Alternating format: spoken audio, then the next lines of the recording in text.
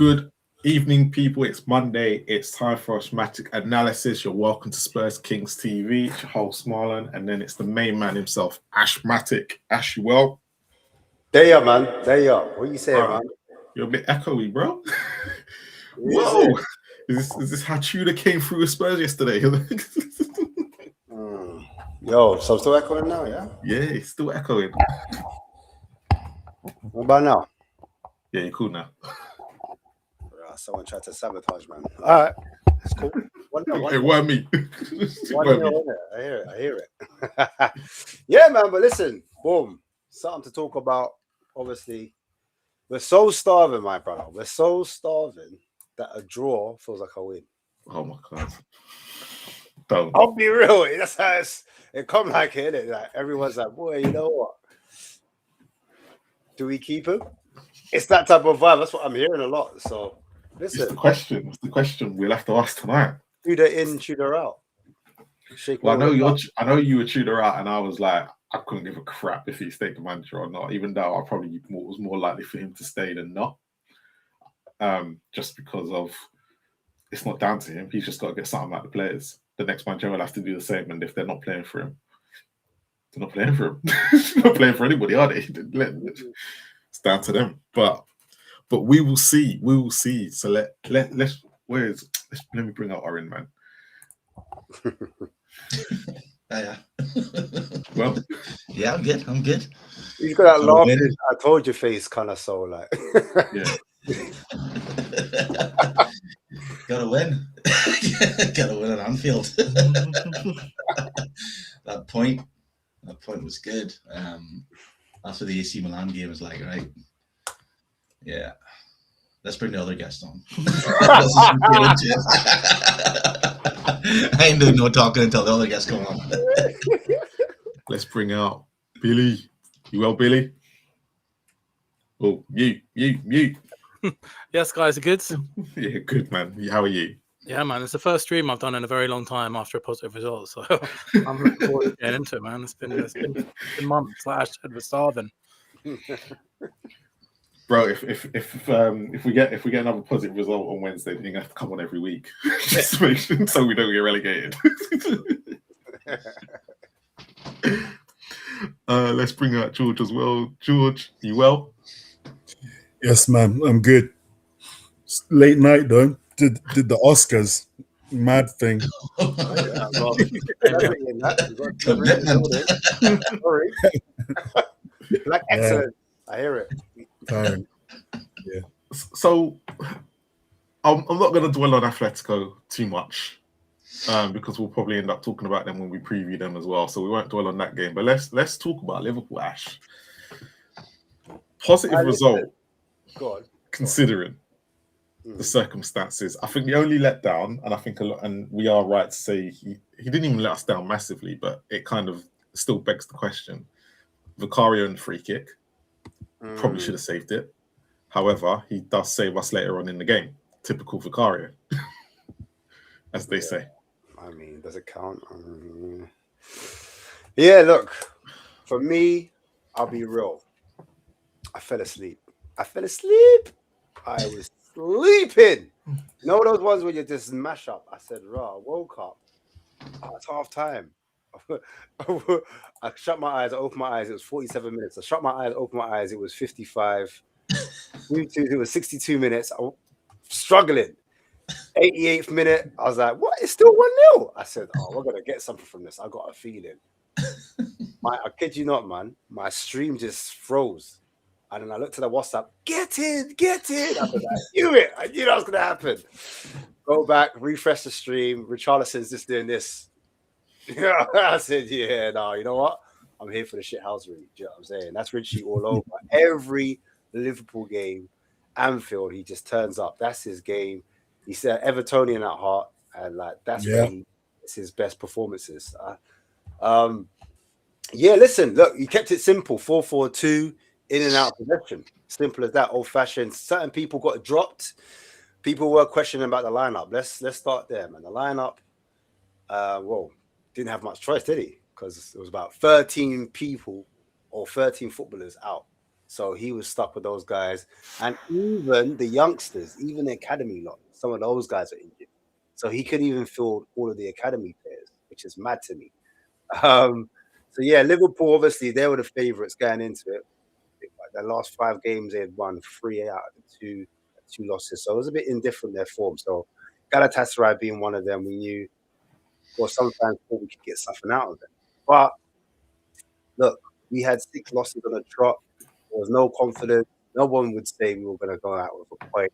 Everyone was predicting 2-1, the 3-1s, the 5-2s. I heard it all, myself included. Yeah, I'm not talking about something I didn't say myself or wasn't thinking at least. So when we got the point, oh, it's a big point. That's like, we go there. I think we've only got our last game. If I'm not wrong. But yeah, listen. I think Liverpool played poorly, if I'm being totally honest. They had some chances, but it wasn't like big chances in my opinion. Apart from one at the end, I thought the decision making for Ekatike, that was poor. He could have picked out a different player, in my opinion, if he started veering to the right a bit earlier. But yeah, overall, I was like, Sousa, why are you playing as a right mid for?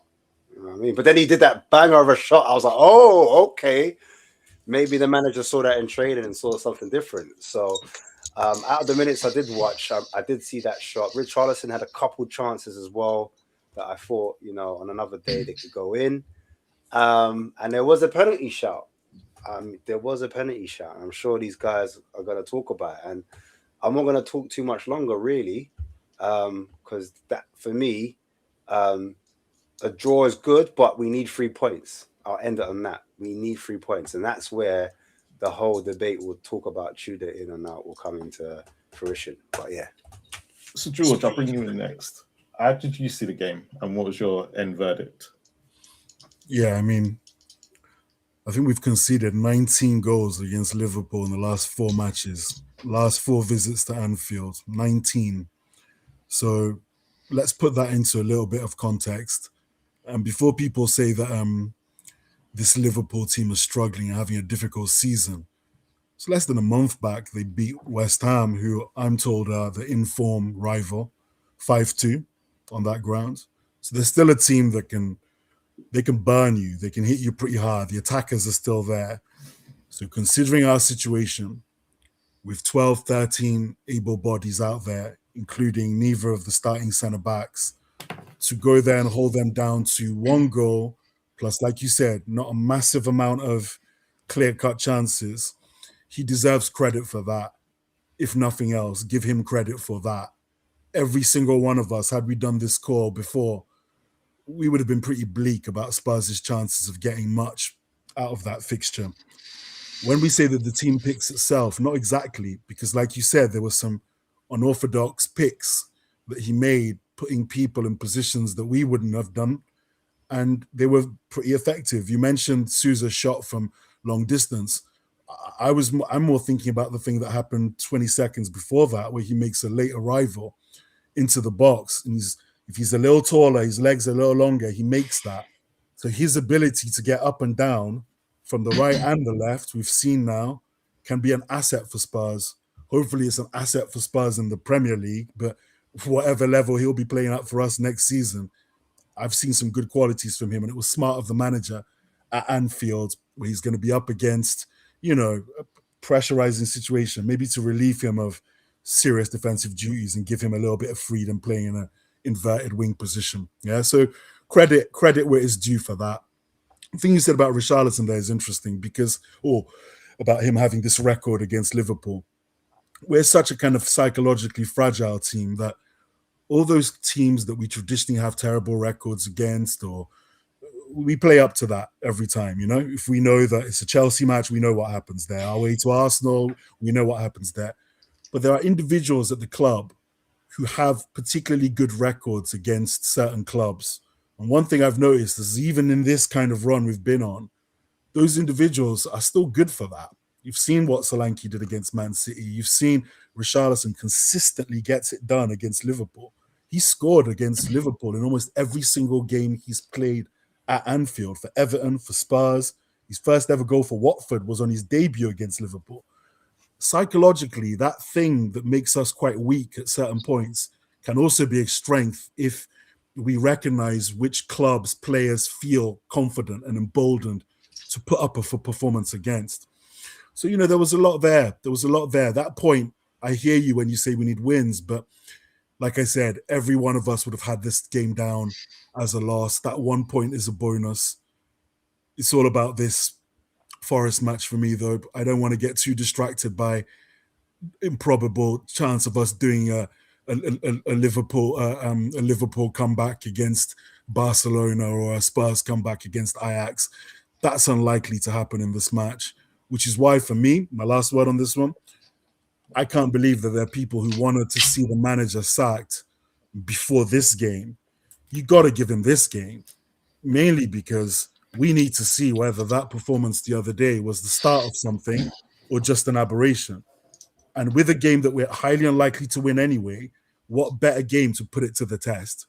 If the Nottingham Forest game was our next game, we would have a real decision to make on whether to change the manager or not. With Atletico Madrid, it's a freebie. Like, no one's expecting anything out of this. If we get an inspirational performance off the back of what we just did, it could be the start of something really great. If he gets turned over, then let the board do whatever it is they think they need to do before the game against Forest. Billy, let me bring you in to bring on that. How important was the point? Could we have got all three? I think it's a massively important point, to be honest, just because we just been so desperate just to feel something positive or have a little spark somewhere or something like that. And it's the first time we've really got it since. I mean, you can kind of go back to that Man City away game back in February, I think it was, early February, might have even been late Jan, yet to win a game in 2026. And I think the thing is that every single person, you guys just mentioned earlier, expected us to lose this game. I was certain that we would be talking on the show about a new manager right now, but to their credit, it's the first time in a while that we've seen a bit of fight, a little bit of spirit, and that's kind of all that we've been asking for, just a little spark. And it might just be a little catalyst now, which we can go on to fight and give us a little bit of kickstart against what is one of the biggest games in a very, very long time against Forest at the weekend. That's an absolutely gigantic game, and I kind of like the way that, I know we'll probably talk about it a bit later on, but I like the way that Tudor was fighting in the press conference after, going against the interviewer, having a bit of needle in there. I think that's the attitude Tottenham need to have at the moment. I think we need to make a siege mentality.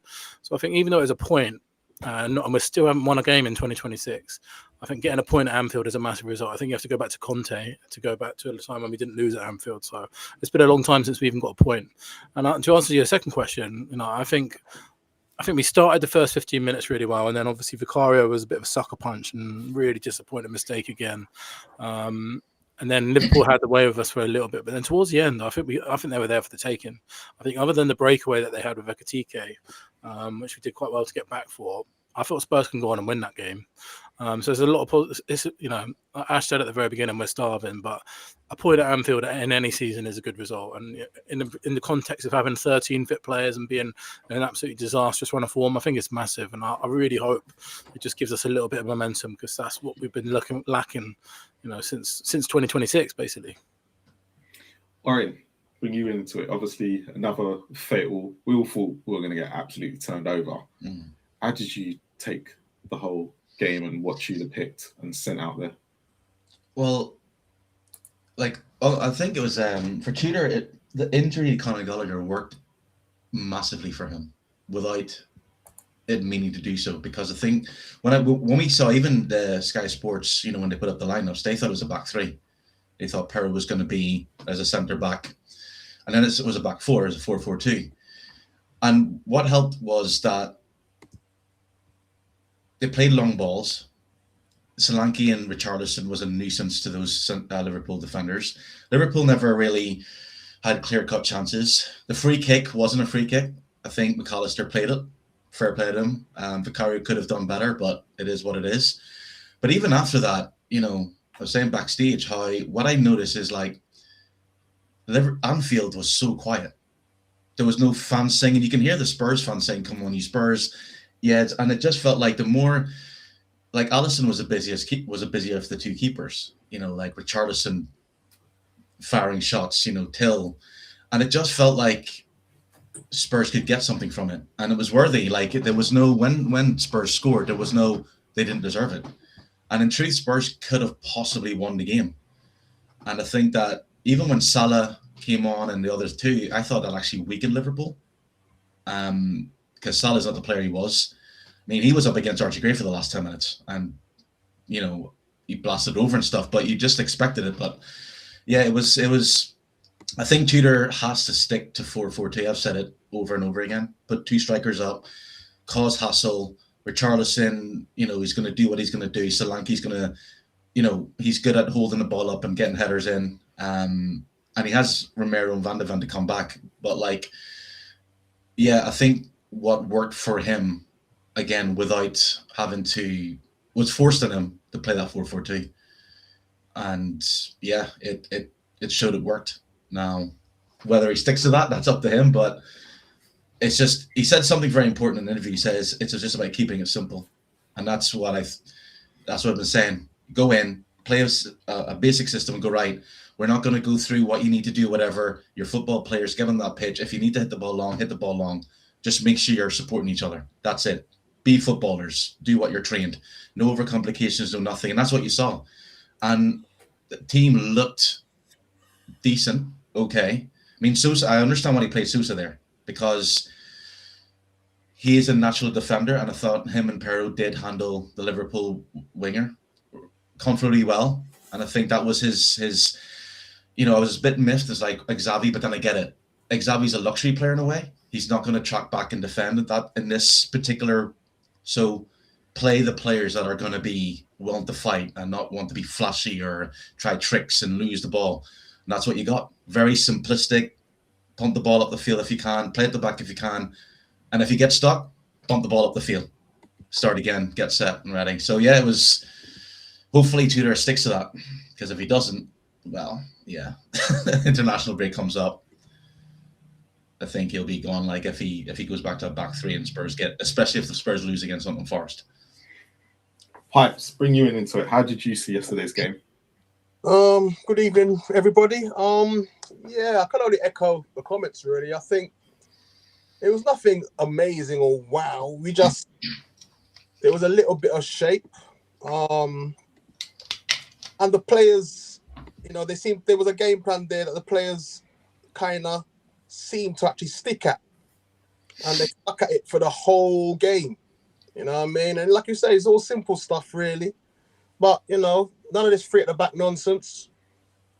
The back 4 looked a little bit more solid, a little bit more organised. Dare I say it, without the 2 superstar twins, but we'll get onto them later. But, yeah, they just played with a little bit of organisation, a bit of, they cared. You know what I mean? That was nothing, like I said, we're not talking about wow football, but we, as a fan base now, we're so starved of anything that constitutes a decent functioning football team. So when you're seeing players just nipping in ahead of the opposition and winning a tackle, happy days. That's how starved we are. And that's really what it was about. In the second half, we kept at it. It was only 1-0. Slightly against the run of play, probably. But that's, again, it's a mixture of us playing with a little bit more heart, and Liverpool didn't really play. And as Orin correctly, the stadium was very quiet. I think Liverpool they're in this flux at the moment where they're not too happy with their team, and a lot of them are really lusting after Alonso. So they're looking at ways to kind of be down on Liverpool under Slot at the moment, because they just want Alonso regardless. So yeah, I just thought we just showed a bit of something about, a bit about us, and I thought we deservedly got the equaliser, to be honest with you. And like I said, we're not talking amazing football, but it's just small shoots, small baby steps. But we don't know how it's going to affect our upcoming games. The game yesterday really is only going to be as good as the Forest game, in terms of if we can follow it up now, beating Forest, then yeah, it's a good point. But it's a start, and we've had a shocking last couple of months, really and truthfully. 6 defeats on the bounce, 4 under the interim. So right now, I'm taking any crumb and I'm feasting on it like it's a flipping gourmet meal, quite frankly. So yeah, it was a start. Ash, so everyone has spoken about there was a little bit of fight yesterday, but there's one man that doesn't seem to be up for it, and he's back from suspension. Him and a certain other person, as Pipes alluded to. What do you do about the person going around talking about Barcelona coming in for him, and he doesn't care if we go down? What do you do with him now? Because do we need the fighters to come? Because Archie Gray, I'm just gonna say this, even though I don't like him as a player, he's fighting, and Tudor's put him in no matter what. So what do you do? What do you do about DDV in this situation? Look, you got Dragusin. He's not the prettiest on the ball. I'll be honest with you. But he's what's it called? He's a cool guy. He's a cool guy. No, he's what do you call it? He's what do you call the man that big you up? His agent. Yeah. His agent says, Real Madrid and Barcelona around the corner for him. So obviously, his agent, right? Okay. That's what agents are meant to do, innit? They're meant to hype up your people. But yeah, Dragusin might have to look. It's the manager's call, and if Van der Ven ain't looking to fight for us, and I know a lot of fans have just turned on him 180, you might just have to stick with the Dragon. You know what I'm saying? You might. But seriously, but guys, where's this evidence that Van der Ven and Romero aren't trying? I've got criticisms of both of them, but this thing that they're not trying. I didn't say Romero. I didn't say Romero. I said Van der Ven. No, wait. Van der Ven even. Hold on. Van der Ven's a mad one because you see that challenge that should have been a red card against Atletico. Yeah. What's he doing there? Exactly. That's a different issue. Calm it down. He's moving crazy of late. No, his performance level has dropped, right? His head is clearly not right. Him not playing then, no? Yeah, but we're specifically talking about effort. Like, I'd say that those tackles are almost too much effort. That's not enough brain power and too much emotion, right? I've seen many examples of this from Romero and Van der Ven. All I've seen from them is emotion. Too much emotion, not enough. Maybe Romero is rubbing off from Van der Ven. They are the two leaders of our team. Yeah, I'm agreeing. Look, all I'm doing is hang on. In our moment of need, because you see me, I'm keeping all receipts right now. In our moment of need, those two players have gone AWOL. Yeah. Now, I'm not. You see, the problem with this fan base is no one's disagreeing with you on that. I'm just saying about effort. The problem with our fan base is that we put players on pedestals that they simply don't warrant. So people don't want to hear any negativity towards Romero or Van der Ven that they're not trying. You need to listen to me more. No one's criticized Romero more than me. I'm just picking out the semantics of it. Yeah. About effort. Yeah. These guys are too much effort and not enough thinking. That's the problem. They don't manage their emotions very well. They don't have high football IQ, but effort is not lacking from any of these guys. And I think can you say that with 100% answer? Yeah, I really can. And I'll go into a little bit more detail on exactly what I mean by that. Go for it. Paolo Maldini always used to say this thing that if I have to tackle, I've already fucked up. Yeah? As in, if I have to make an intervention, something was already wrong from the beginning, positionally. And I think Ledley King is a good disciple of that style of defending. Yeah, Ledley King is a Spurs version of Maldini, a guy who didn't get many yellow cards, very few examples of him going to ground. Now, these guys that you're talking about, Romero, Van der Ven, even at their best, they are very different types of defenders. They're defenders who put everything on the line. They never saw a challenge they didn't like. They go for every 50-50. It's very risky. When it goes wrong, you get Isaac injuries like the one we saw the other time, or you get the situation the other day where Van der Ven should have been sent off, or you get the thing that Romero's been doing for us over and over again in the last year, 2 years of late tackles, desperate lunges. Now, when this stuff goes a bit the other way, That's the price you pay for guys who are playing with an increasing level of desperation. But it's not as if they've suddenly become different defenders. This is how they defend. This is just a bad version of them. But this is their defensive DNA. They're not defenders that show poise. They're defenders that very aggressively go for it at points where, to my mind, the greatest defenders don't do that. The very best defenders in football history, including just the guys, the best guys in this league's history, the Rio Ferdinands, they're much more poised about when to make that challenge. When not but the question is, do you drop Van der Ven? And that's what we're trying to establish right now. Like, do you play him in the next game, knowing that he's saying this in his DNA? Is it Bozo? Is the Bozo in him? Do you know what I'm saying? So I am 100% because there's an issue here. If we play Van der Ven and Romero, they go off and do their own thing. They think they're better than they are, and then they leave certain holes in our defensive line. They leave other players exposed, e.g. Danto had a really good game at the weekend as well. Billy, you literally take us, sorry to cut you, but I'm going to nail my colours right now. Danzo, I don't particularly rate, but I'm telling you this for nothing. He's got the shirt for me right now because he's showing application. He's showing dedication to his post. I can't rely on Van der Ven or Romero at the moment. Quite frankly, it's one of them to play alongside Danso for me. But two of them going forward, nah. Because again, let's put the effort thing to one side. Yeah. Let's park that argument. Sure. Let's just deal with their ability and their so-called status within our team. Have they delivered in our time of need? Yes or no? Generally not, but right. I'd say most players haven't. Let me very quickly finish my point with and I'll move off it. You can take over after that. Yeah. I agree with you about whether these players have really shown us their best in our hour of need, for sure. And I wasn't someone who was getting carried away when Romero was getting last minute goals. For me, that covered a whole other thing. It was actually the bigger worry there was he was going rogue. He was going forward whenever he wanted, leaving holes at the back. At least Van der Ven's goals were generally in open play from set pieces rather than rogue kind of, But for me right now, Kevin Danso has been a consistent guy from the minute he came to this club till now. He's been a really good deputy. And on the occasions when we've started him, he's rarely let us down. So I agree with you on that.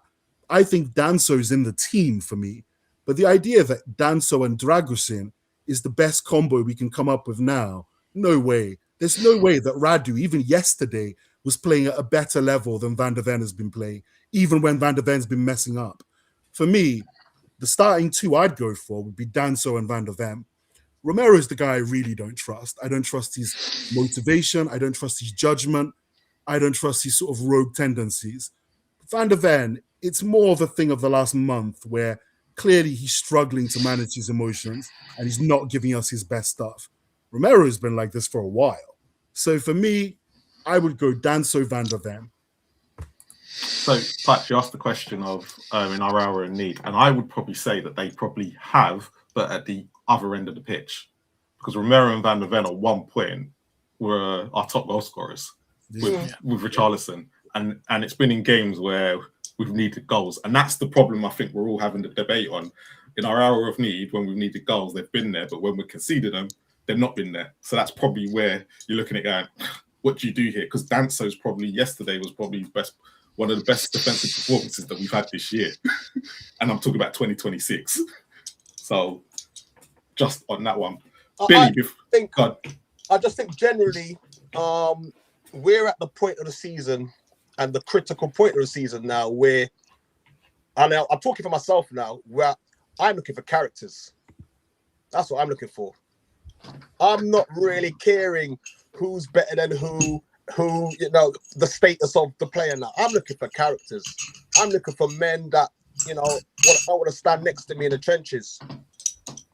And I ain't seeing that from VDV or Romero, quite frankly. From a man like Danso. I'm seeing it from another player I've never particularly rated, in Richarlison. Yeah. I don't see it. I know someone's mentioned him earlier, but for me, Solanke's been a waste of space. He was poor because yesterday. Solanke, literally, he just trots about in his bloody black gloves, ambling here, no, there, without no real focus or drive, pretending to press. And then a cross will come in. I mean, on the real yesterday, Richarlison could have had a hat-trick yesterday. Yeah? And at least... But that's because... He's only scored one. But guess what? He's getting in the areas where a striker is supposed to be. Yeah, but that's because Solanke's making runs off the ball to give him space. No. If you watch the last goal, that last goal is caused by one, Solanke hanging back, so Van de Ven is keeping an eye on him, which means Robinson has to watch Callum Mwani, who outmuscles him, right? And so Richarlison's free. Solanke does so much work off the ball. That's what his job is. I keep hearing this. But that's what he does. That's what a striker's meant to do. No, making runs. It's not his fault. If he make, I watch Solanke when he makes runs. Plenty of play. No, I watch Solanke. Okay, so you can watch him make runs, and you can watch him do the angles, but players won't pass him the ball because they don't have confidence. Solanke was going. Yeah, all you see is based on what you want to see. No. But that's true. Yes. What do you mean? No. Solanke is a worker, and he pressed. And basically, if Solanke wasn't on that pitch, Spurs wouldn't have had as many chances as they had because Van de Ven. Because what happened is Gomez and Virgil van Dijk. If there was just Richarlison, they would have marked him out of the game. But because Solanke was constantly keeping Gomez and Richarlison was on Van de Ven, it mixed things up. They were both going for balls. Talk to me about his performance against Fulham. Well, we're not talking about Fulham. We're talking about Man City. I'm asking for. I'm just giving you an example.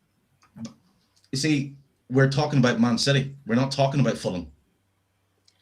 But Fulham is a symptom of... We're talking about Man City. We're talking about yesterday's game, not against Fulham. Liverpool. Yeah. We're talking about Liverpool. Yeah. Not Fulham. So we can say that about Donzo. Tell him about the game. He had a bad game.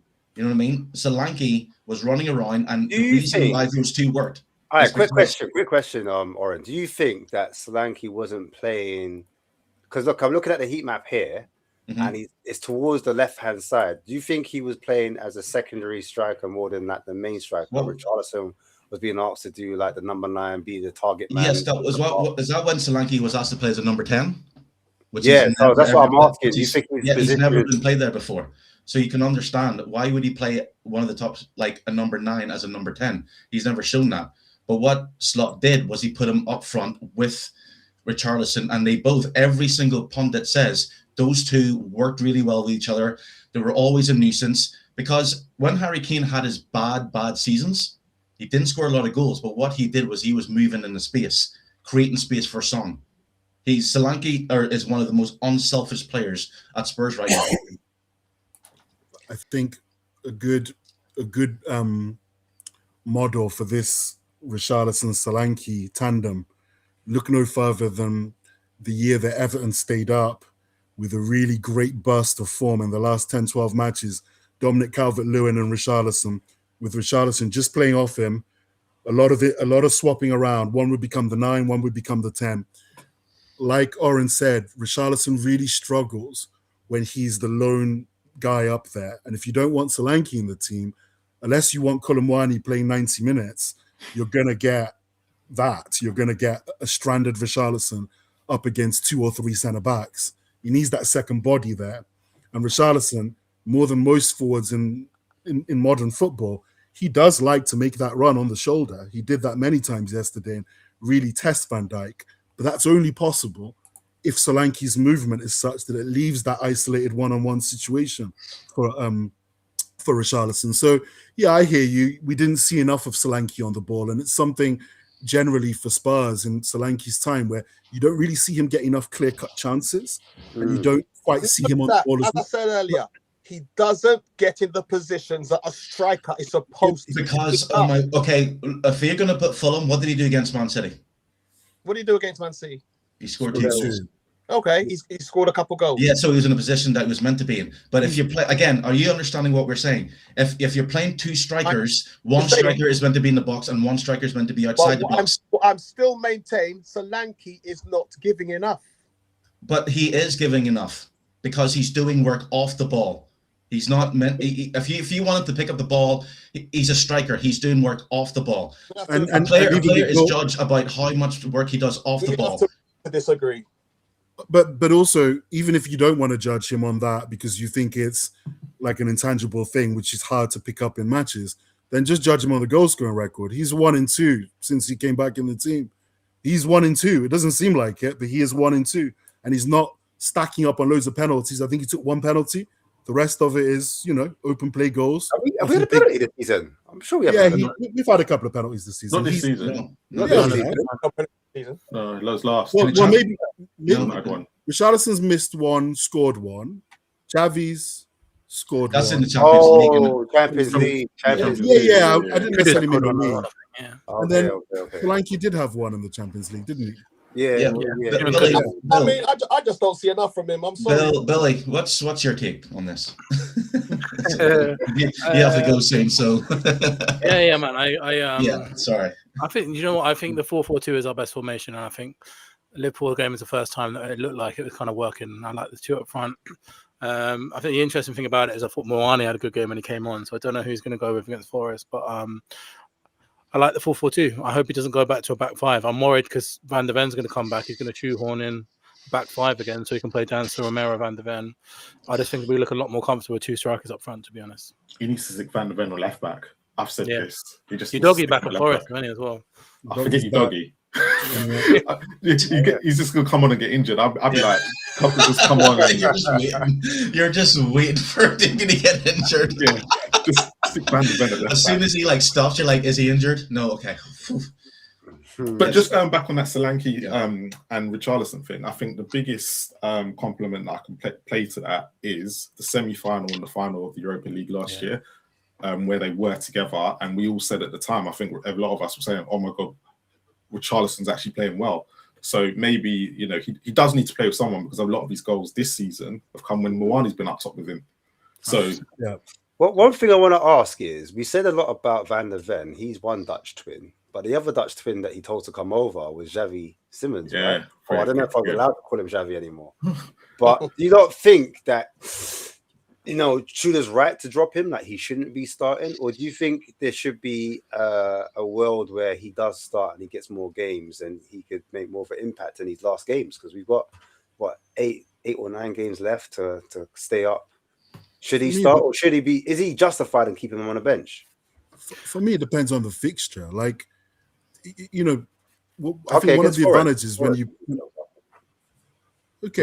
Forest is an interesting one because their midfield is their strongest feature in their team. That Gibbs White, Anderson, Sangare thing is strong, right? So whatever we choose to do, we need to match them in numbers and try our best to match them in quality. So yeah, maybe that is a game that he plays in.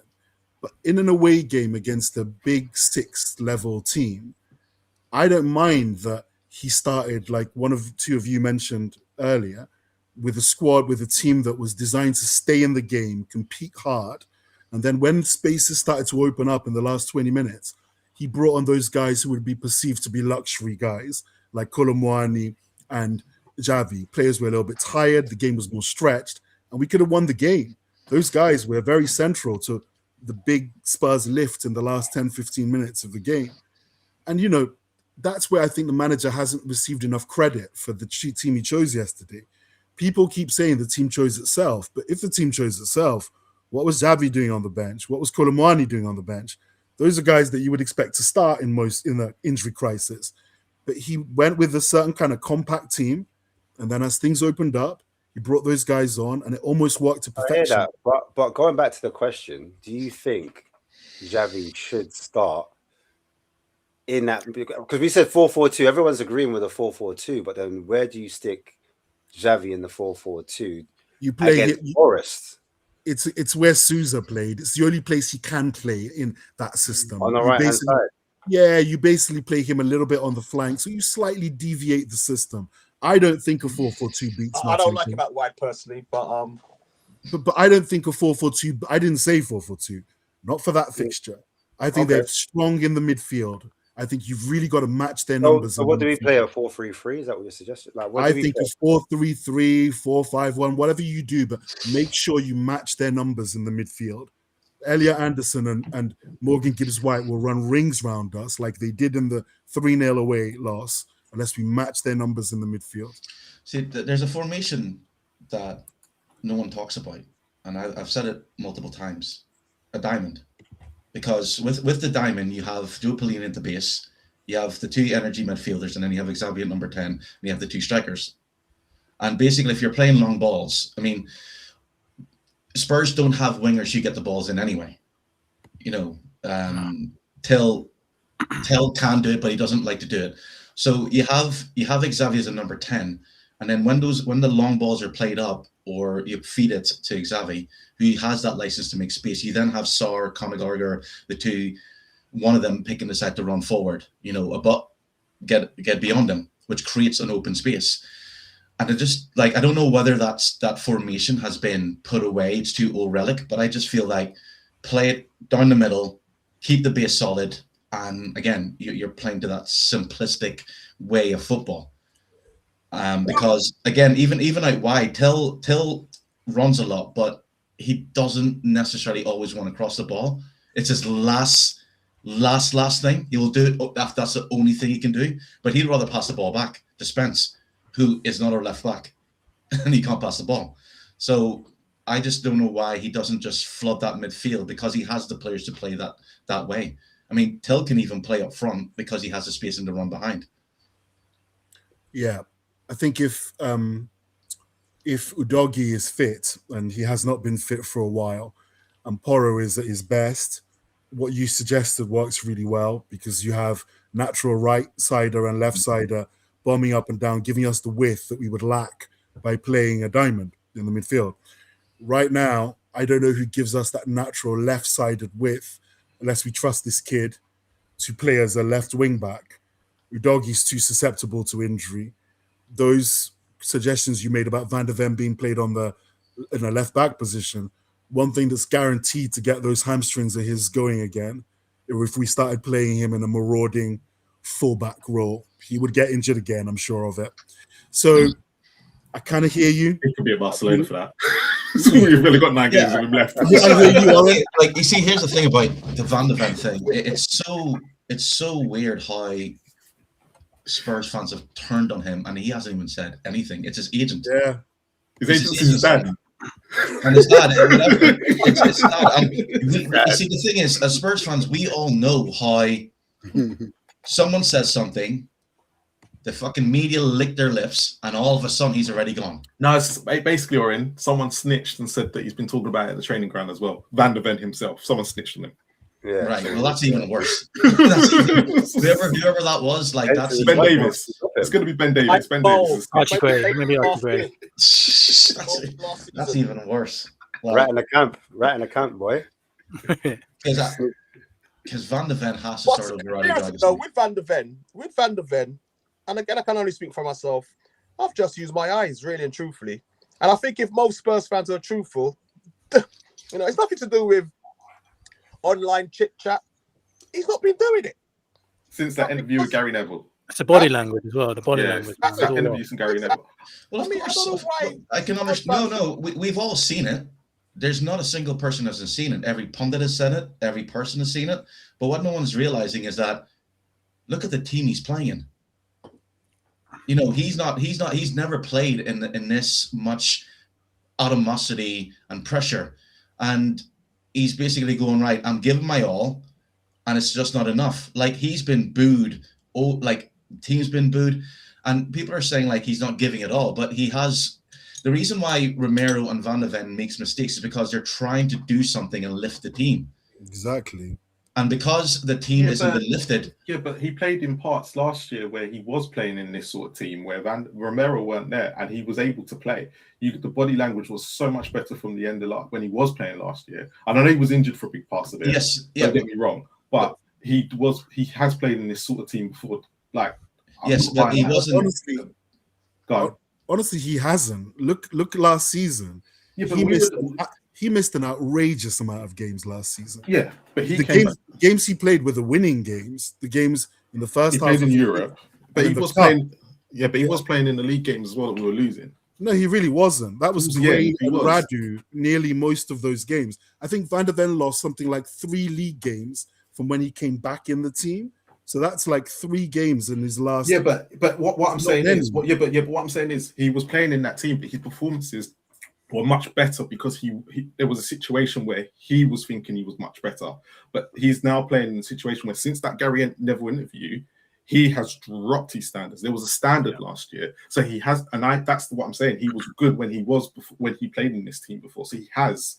The problem is now he wants a way out. So is that since though? Like that interview, was Frank in charge? Was Frank in charge when that interview happened? Or Frank was in charge. He's not going to go. Yeah, he's not going to go. Why not? Spurs are not going to be selling him for anything on their 80 million. But and Spurs aren't going to play that. It doesn't matter. He can. The problem is Barcelona will find the money when they need to. They always have done. Spurs that price tag. Sorry to break it to you, folks, is dependent on whether we stay in the Premier. Yeah, and that's the thing. Spurs are not getting 80 million. Yeah, very true. But that's the thing. Like, yeah, Billy. I don't think we'll sell both of them. Yeah, we won't sell both of them in the same window. Like, we can't do that. Like, that's just too much. I don't think we'll sell both. If we get relegated. If we get relegated. If we get relegated, we will. I personally, I don't think we have the suitors for Romero. The teams that want Romero won't be able to afford him, and I think that's where we'll get. Van der Ven will be the one that goes, and Romero will end up staying because he's signed a big contract. He's here longer. Yeah. But you think Romero will play in the Championship? No. This is if we stay in the Premier League. Okay, fair. Yeah. I mean, we've spoken a lot about body language, but what about Xavi's body language? Yeah. Isn't that up for debate as well? Yeah, that's the thing is though, they're all the players that you mentioned with the body language, it's just they're frustrated. I would the body language you're showing, I see frustration, annoyed that they're in the situation they're in. I would rather see that than players just going, I don't give a fuck. You know. Yeah, but don't you show that on the pitch as well? That's my point though. I have been saying I don't give a fuck in some of the players. Yeah, no, that's your interpretation. So yes, you're right in your interpretation. And basically, if you feel that way, they feel that way. But if those players don't care, then why are they trying to make last-ditch tackles? Why does Van der Ven or Romero goes up top? Like, yes, Romero's gung-ho, and I've said it, but it's been in times where Spurs have needed 2 goals. Like the 2 goals he scored against Newcastle. That was him. Because all the other players, see, the thing is, you're asking Romero to step up and Van der Ven to step up, but when they step up and they make mistakes, they don't care about the club. So you got to make a decision of what you want. Do you want them to just play normally, don't do anything rash, don't make any bad tackles? What you want is leadership and consistency befitting of their standing in the team. Yes, but it's hard to keep that consistency and leadership in a team that isn't consistency and don't listen to leaders. Why should Romero have to tell someone to do their jobs? They're professional football players. But it happens. Yeah, some players need to be led through a game. Yes, but that's what I'm saying. Romero leads by example, by making a hard tackle, by getting up and scoring goals. And it doesn't seem to help that team because they just look at Romero and goes, he's going to do it. We don't have to do it. So how about all those players step up to their level to be and understand? Oren, I agree with some of what you're saying, but it's problematic for me, this idea of Romero leads by example.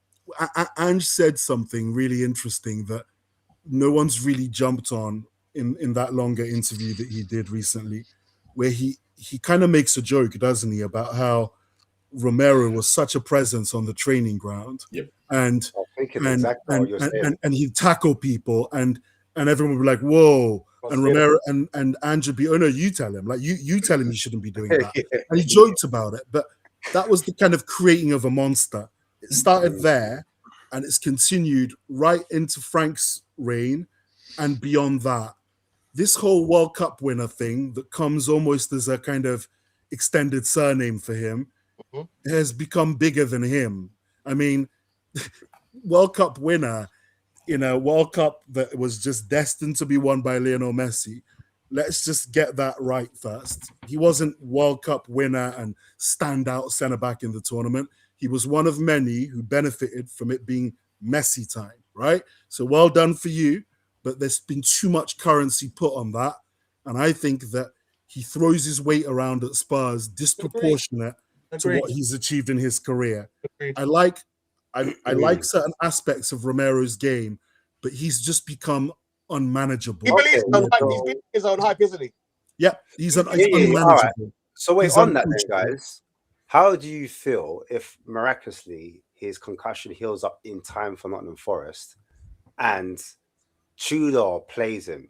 Is that a sign of weak leadership on Tudor's part if he plays both Romero and Mickey van der Ven? Or is it simply they're his best players and they're available? I think if they're fit, they both play. I think he'll definitely play both. Yeah, because we're all talking about, Danso doing this and he should be partnered with Van der Ven. But the reality of it is, they're going to play. Romero and Van der Ven are fit. They're going to play. They have to play. Even though I don't want VDV a left centre back. I'm done with him. And then if we lose the game, is that not on Tudor for not standing up? No, I would hope you're incorrect, Ash, with what you're saying, because it would show weak management. Because as we said earlier, or as I said earlier, I think Danso is possession. 2 months, like how many times have I said last season when Danso was signed and Romero was suspended or injured, I said when Romero comes back, Danso should play. People laughed at me. How can you say that about Romero? He's brilliant. Marlon, you know you're Svalin. How many times have I said in the past Danso should play? I'm not saying dropping Romero. I think Romero is better than what people make it. I thought he's always made a scapegoat, and I think Van der Ven's always got. See, so there's a narrative. When it comes to it's a personal issue, right? So I'm not taking this as a personal value of going, oh, I favorite this player or this player. I look at these two players and think, right, are they better than Danso and Radu Dragusin? They are, yeah.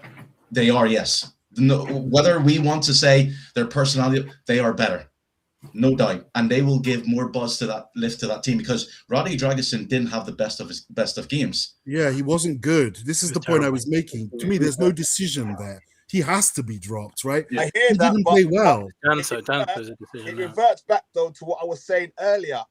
It's not necessarily now about who's better than who. We are looking for characters. Yeah, but we're also looking for performance. Radu played badly against Liverpool. Yeah, but right now, I'm looking for character. Someone that I can rely on. But it goes back to the Archie Gray argument. You can't rely on Radu.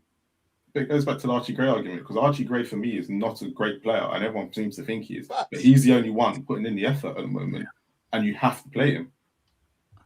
But if you had our full 11... I reckon Tudor at the moment is playing Archie Gray. Throw this question out. Let's put it this way. Conor Gallagher or Archie Gray? Easy. Archie Gray. Easy. Yeah, exactly. But Conor Gallagher's on 160 bags. Bro, 180 grand. I don't know, 200K, whatever it is. Put Conor Gallagher with a better team. He's a former Chelsea captain. You know what I'm saying? I'm going for Conor. No, but we talk about mentality, leadership. He's English. No, Conor Gallagher... Billy, what's your take? Billy, what's your take? Billy? Because you're just sitting there quiet. I go Archie Gray all day. I've been disappointed with Conor Gallagher since he came in. I don't know why Tudor seems to play him on the right wing as well. I think that looks massively out of place there. But I go Archie Gray all day at the moment. I think out of our 11 at the moment, maybe Tell, Richarlison and Archie Gray are fighting. Danso. I think, for me, it's Archie Gray all day at the moment. I think Archie Gray is one of our first names on the team sheet. I think Gallagher has been... I think he had a good game against Man City. But other than that, I think he's been a bit disappointing for me.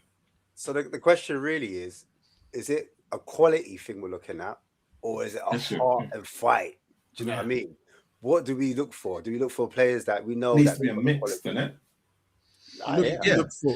Because with Conor Gallagher came to Spurs with promise that he'll play centrally because Atletico Madrid, he was playing out wide. He's not a winger. He never is. He never will be. So again, we're judging a player based on him playing out of position compared to what he can do.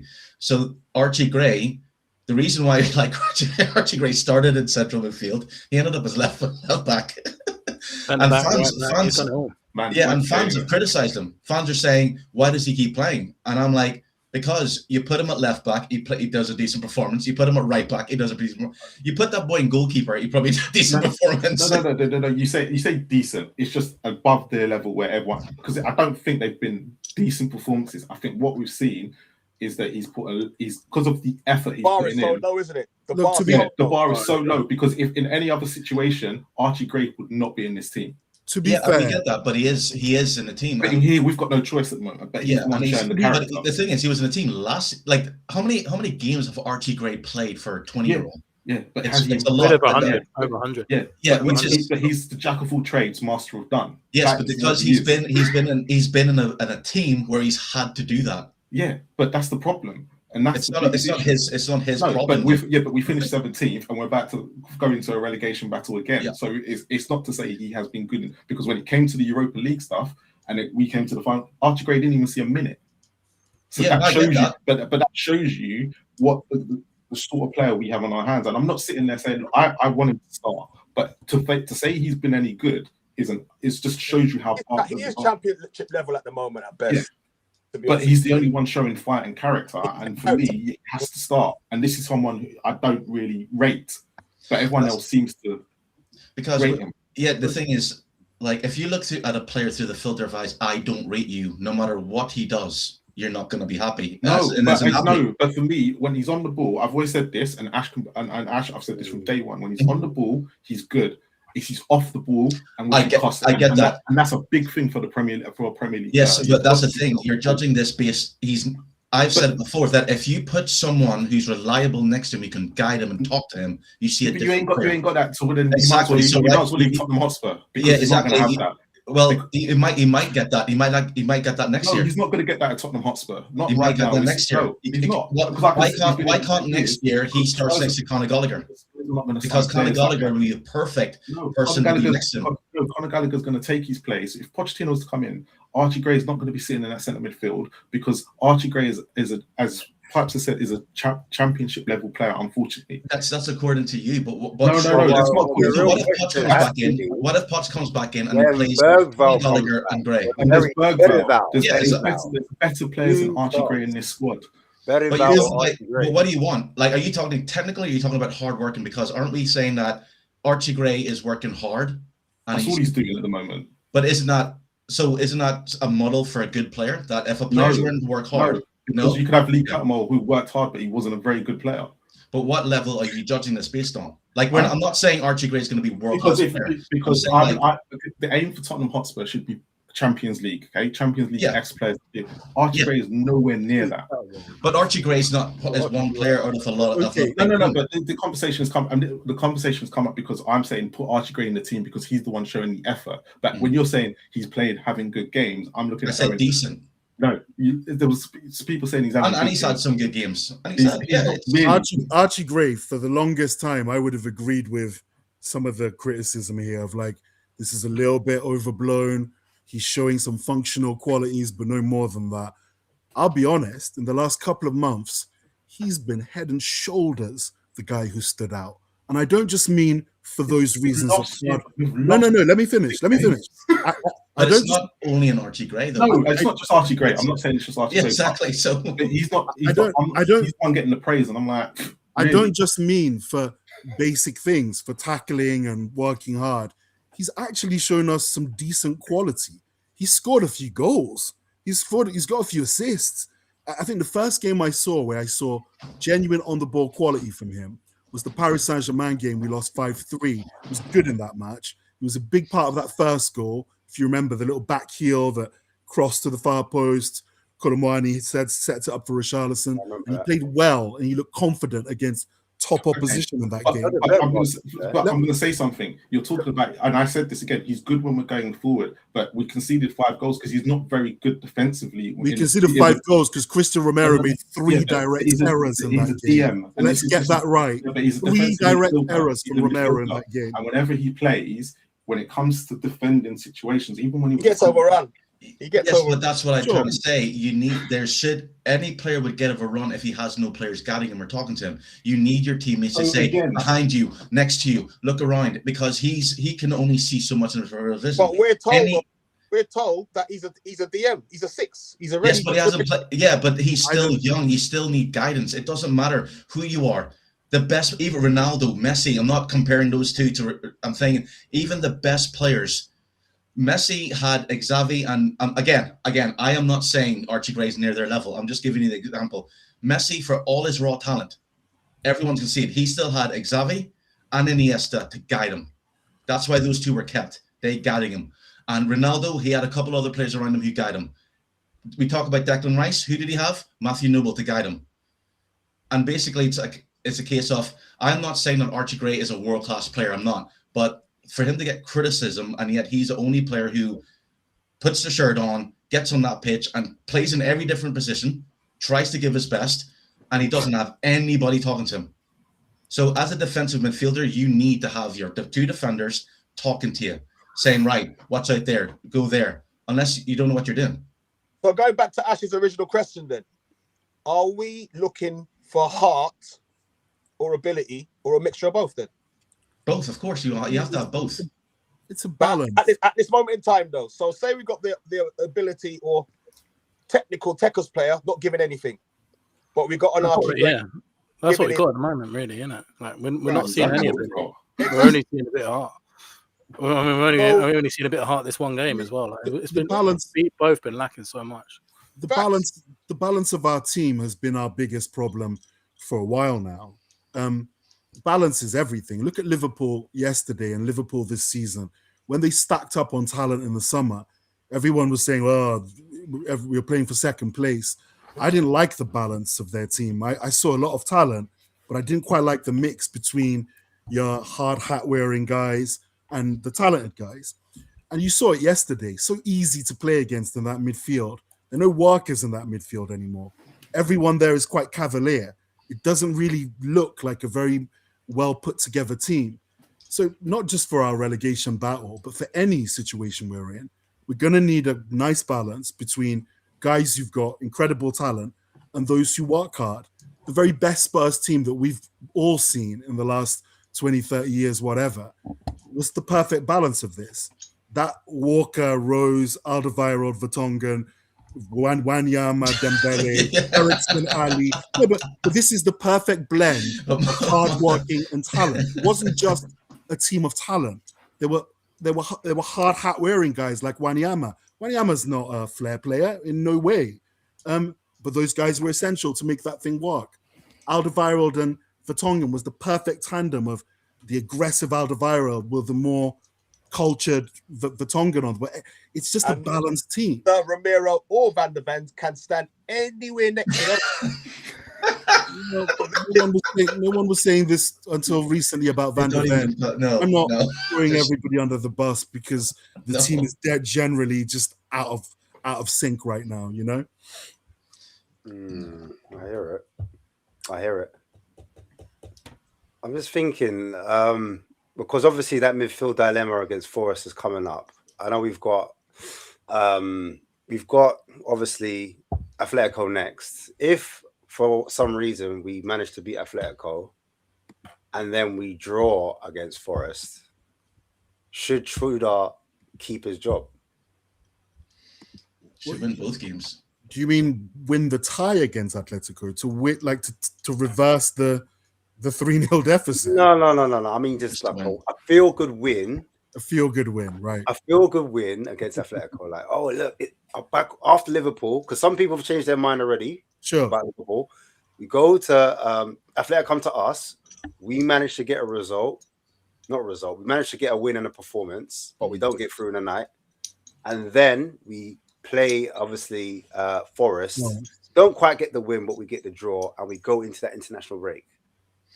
So it looks like the players are playing for him. Go on. Sorry to cut. I don't listen. Again, I was one of those who thought basically, why is he getting the Liverpool game? I'll be honest. I couldn't see why he was getting.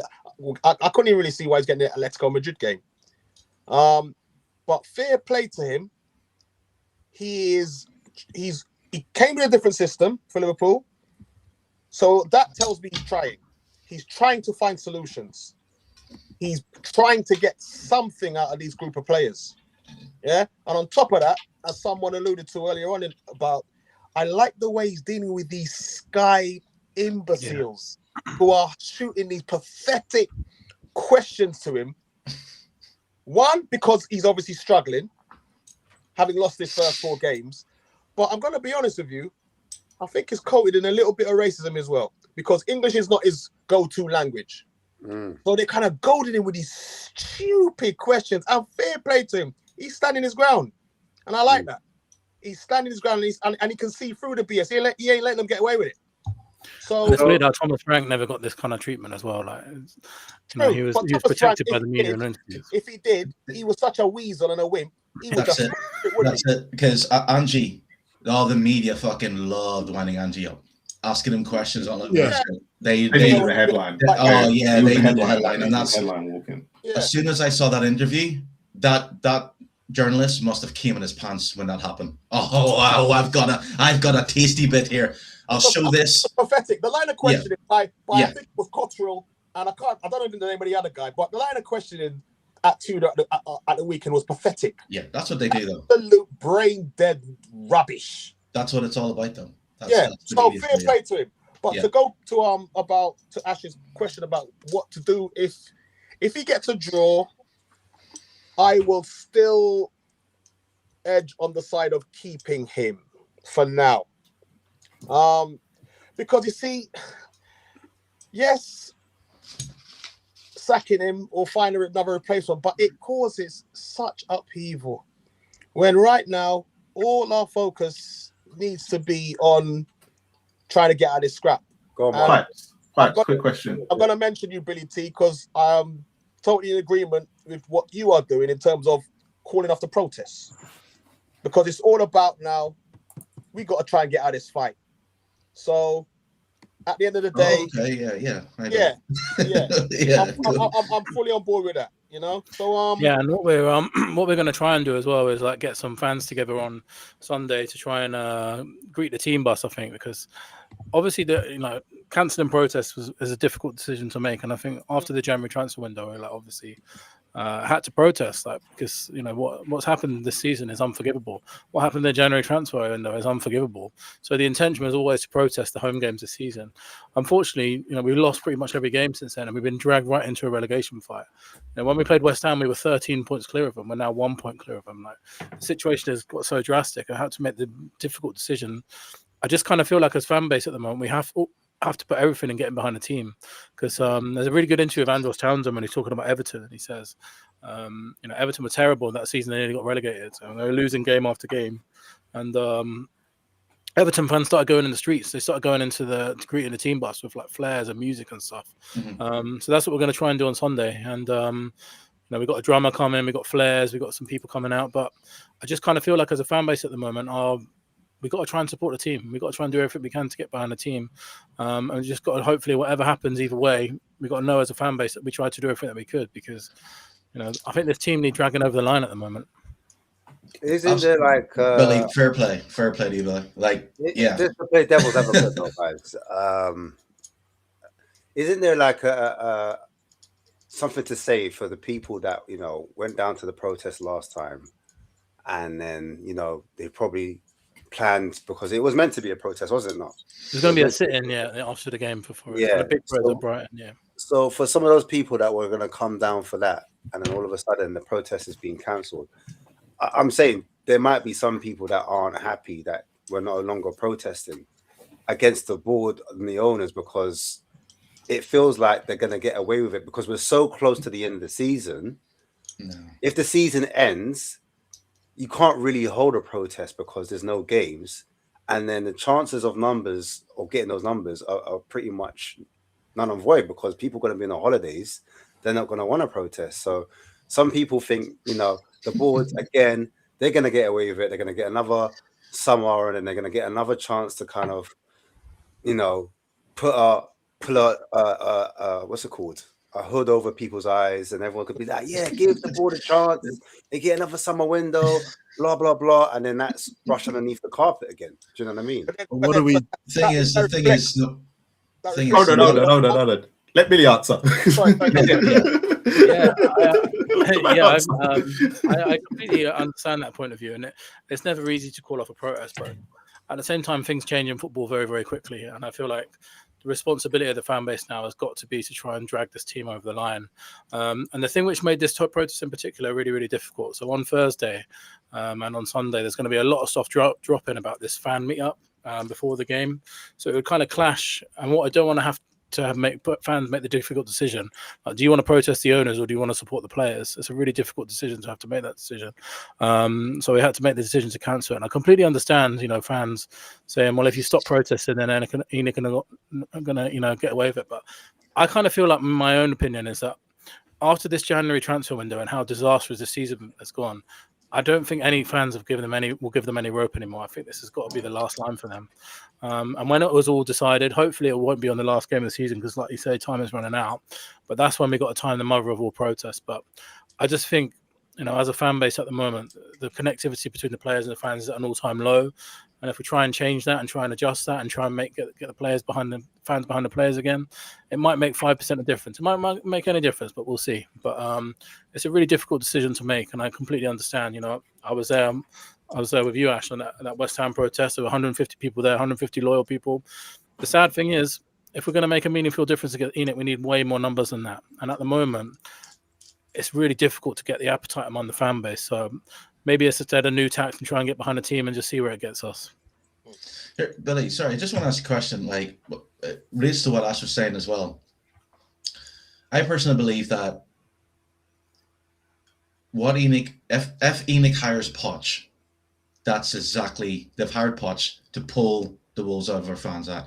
Yeah. If ENIC was to hire Poch, say bought 2 players in 50, would you still be wanting more? Because I believe that if they bring Poch, they'll give him 2 players, and then they'll be like, we'll like, oh, he's back, and then after it all fades off, you're like, he only got 2 players.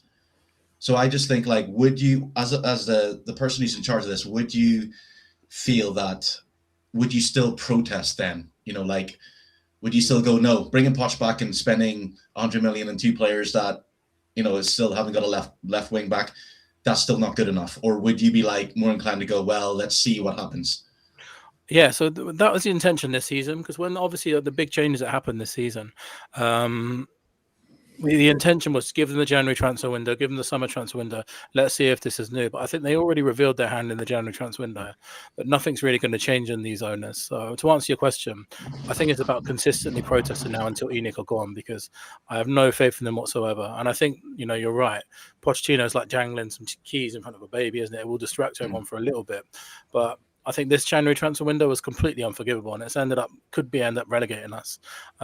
So, at the end of the day, anyone that's protesting, all we want is a football club that is ambitious. And I don't think there's any chance of ENIC ever being that football club. If they try and, if they go in the summer and spend 300, 400 million or whatever, like Liverpool did, then, maybe they have changed. But I just can't ever see a world where that happens. So to answer your question, yeah, I think it's about consistently trying to get these ownership out now, because until that changes, I don't think anything really changes at Tottenham. I'm going to put my neck on the line here. This is going to go out publicly. If we stay up, and I'm not convinced we're going to, but if we stay up, I do think they're going to spend a crazy amount of money. I really do. And I've never said that before about this board. So I've been very much on the same page as you of believing that every single window is going to be like the one before, more lies, more whatever. There's a couple of reasons. I think the level of fright that they've received from this is like nothing we've ever experienced before. Yeah. And if we're lucky, we'll get out the other side of it. We know that there is money. This idea that focusing on the next year and the year after that and the year after that is the way to do things. My goodness, is that being challenged? They're getting the scare of their life.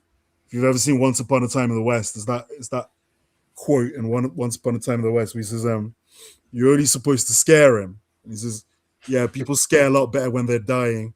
Yeah. And I think that's what this is. This is like the ground zero scariest thing imaginable for this board right now. Not in terms of the reasons why we're scared. We're scared because we love the club, and it's horrific to think of what could happen to the club if they get relegated and don't come back up immediately. They're scared on a financial level in a way that this idea of speculating to accumulate, those lessons are going to become clearer to them now. You do need to spend a hell of a lot of money in the modern Premier League to guarantee that you can survive things like injury crises. And I think they will do it. I'm not saying they're going to spend it wisely. They could spend it stupidly. I think the numbers are going to add up. I really do. I think that's the biggest problem is what they're going to spend it on. Because, I think the biggest problem that we have at the moment is there's no direction at our football club. I think for me, it's not necessarily about who and what they're spending. They have to sort the director of football out. That's a massive decision. Also, Billy, there is no football people. There's no identity. Yeah, no. I agree with all of it. Tweedledum and Tweedledee, who are in the board, Vivian, her son-in-law, Nick Big Boucher, whatever his name is. But you don't need football people. You just need people to be able to run the business and run the football side of it. They're running the business either. Yeah, but that's the problem. When people always like to bring that thing up about there needs to be football people. No, there just needs to be someone in the club that can run this football I'll be comfortable, Marlon, to be honest with you, though, if there was at least one football person. But that doesn't mean that it's going to be successful, because if you go and look at someone like Brighton, for talking purposes, I know what's his name, but he wasn't a football person, but he learned his trade at Spurs. He wasn't a football person before, but if you go and get people that know how to run a business and be successful, and you ain't got Vinay saying statements and then going against it, Lange saying we didn't need players, this is stupidity. This is not just, this is the club as a whole. You just need to get the club. We don't need football people. We need people to be able to run this club. Yeah, but we do need some football people. Paratici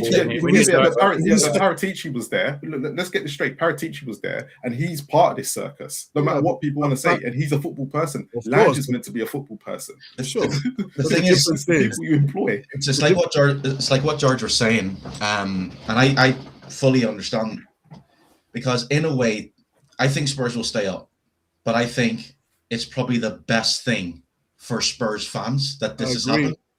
Because now Enoch, last season, Levy, his fault, bash him much as I'm not gonna, you know what I mean? Still is, yeah. But now Enoch has two choices: invest in the team, or face protesting every single game until they're gone, or sell the club. Yeah, they're only got two options. I believe that if Spurs were sitting, say, 6th with Frank, and he'd bring the best out of him that was meant to do, it would have just been, oh, okay, well, you know what? We don't really need to invest more because, we bought these players in. We just go again. But now they really, really, really, really have to invest. There is no bullshitting. There is no, oh, we're going to do this, because the fans will be right on them. As soon as that season starts, that protest starts. And the best way to hit the businesses is by protesting, but it's their social media. They rely on their social media, because sponsors are now looking at social media platforms and seeing, because already I read an article where the sponsors are looking at Spurs and going, we don't want to be attached with a club like that. Yeah, you're facing relegation every year. You have bad image, you have players doing this, you have fans booing the club. That's not good on our look. So now Enoch has never been in this position before. They have to step up. They can't blame a chairman anymore. They can even if they sack Vivian and Lang, no, they'll have to invest. They have absolutely no choice, or sell the club. And I think they've got that sporting director has got to be that's a massive decision to make. It's almost more important than the manager in some ways, because we always do it the other way around. We hire a manager and then a sporting director, and they don't necessarily work together. Where your sporting director should be the one that's directing the football, and it has to come from the top downwards. But I just don't have any faith for them to get the decision right. Sorry, did Poch? I know Poch started with a sporting director, but did he work with a sporting director? Yeah, not after Mitchell. When Mitchell left. Yeah, I did. There's been some links to Unai Emery. I don't know if you've have heard about that. Yeah. Do you think that's anything to do with Langer or not? Or was that more a Vinay move? It will be a combination of both of them having had some experience first hand or second hand with that manager, liking what he represents, and the fact that Aston Villa are so limited in what they can do in the transfer market because of, where they are with financial fair play. He would look at something like that much more favorably than the average Spurs fan would like to believe.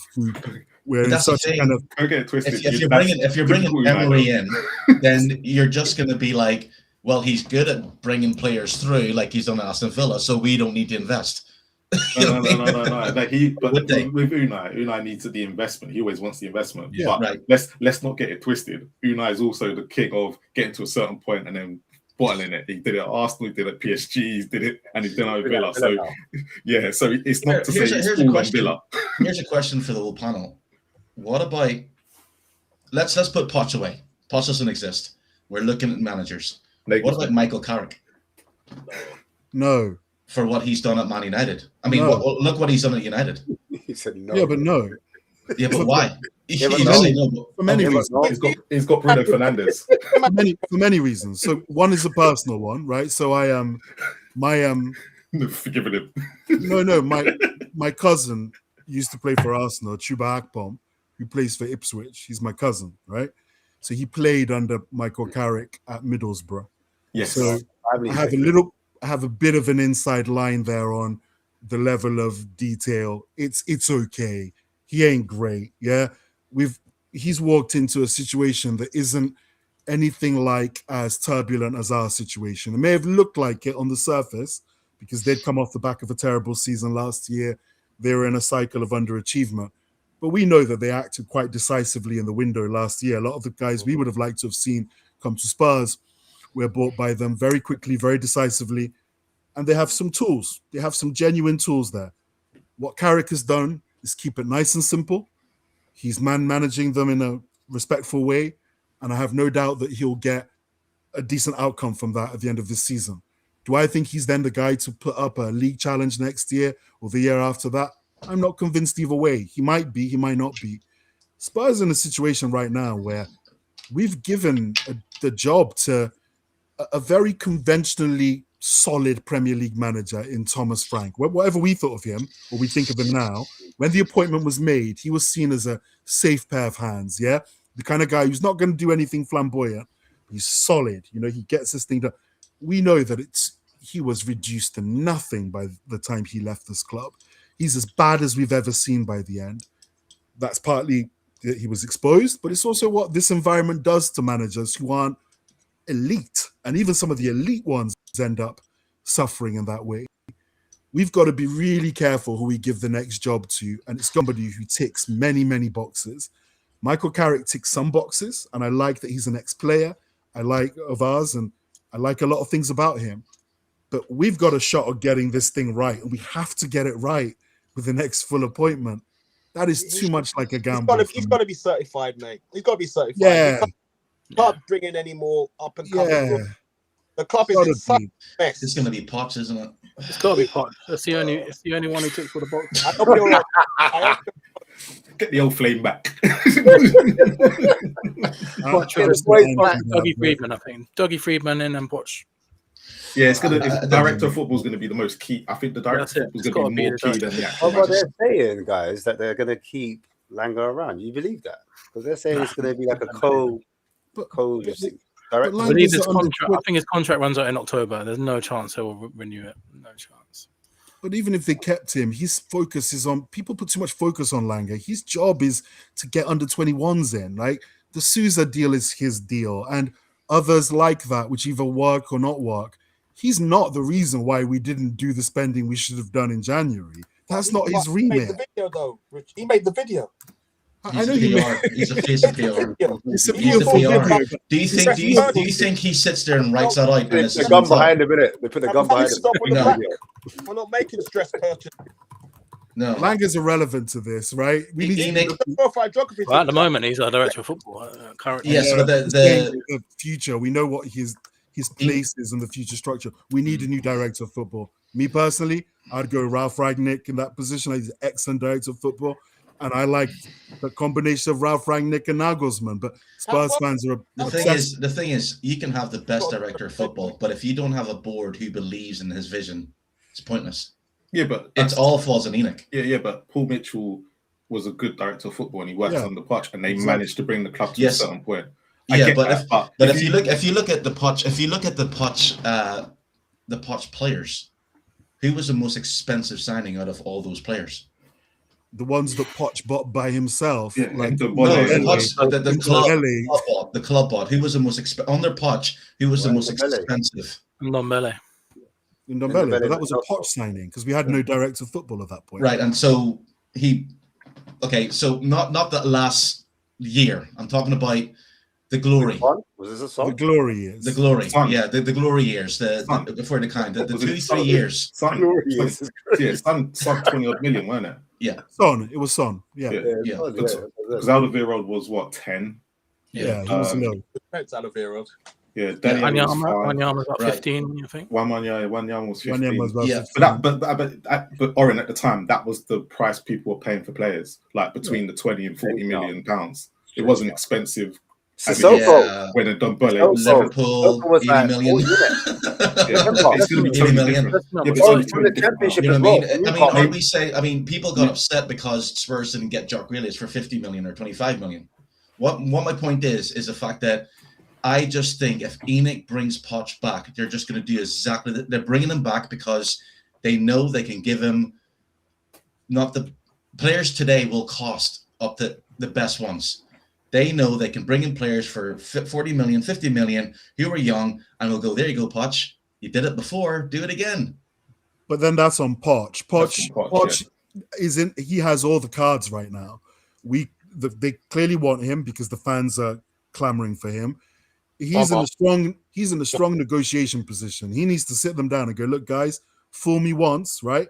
This time, this is what needs to be spent within year whatever. I want.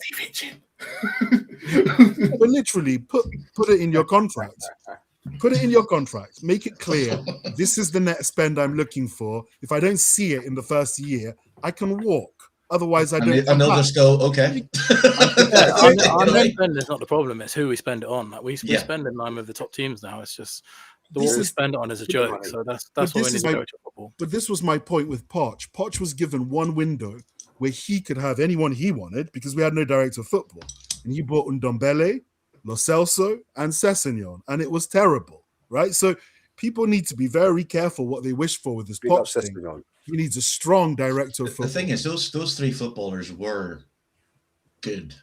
Dembele, is Ndombele. You cannot. Maverick. As fat as he was, as lazy as he was mentally. But Tottenham. Yeah. Let's go. Steve Hitchen was the guy at the time. But if Tottenham had actually done their research, there was a reason why. Yeah, Ndombele wasn't wanted. By the top clubs and why he ended up at Tottenham. I don't. It was great. Look, it was great at the time, but everyone had said if they'd done their research properly, like Spurs used to do. Paul Mitchell was quite good at it. Exactly. But there's an argument to say though, because Dele Alli was a troubled soul, and Dembele was a troubled soul, and then obviously Poch didn't really get to work with him. I know Lo Celso was injured heavily, so he's basically you can't really put that in the conversation. But you could say that if maybe Poch wanted him and he got to use him a lot more, maybe he could have utilized him in a position where because he didn't spend much time with him. Yeah, he didn't spend much time with him. So, and then all of a sudden we're in lockdown. Sorry, go on. Yeah, but Poch never got the transfer kind of spend that we spend now. Like Frank got what 250 million in summer. You give that to Pochettino, who knows what might happen. But as you said though, it's about the quality of players that are brought in. And as Martin has alluded to it, that I think too many players came in, promises good, but they know they can slack off, and then they're all of a sudden not that good. And I think it's going to be I think scouting, because we're talking about scouting and recruitment. It literally is understanding the mentality of a player now, because like Xavi actually he's really good with that.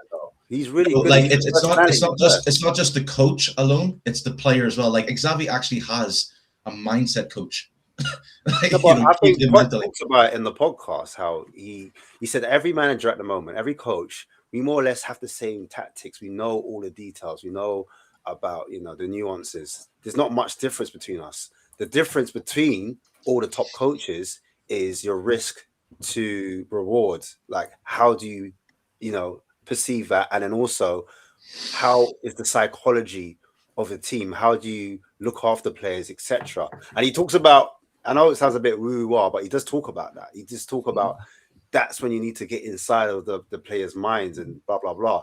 And maybe with some coaches, they're not really good like that. Like Frank was very organized.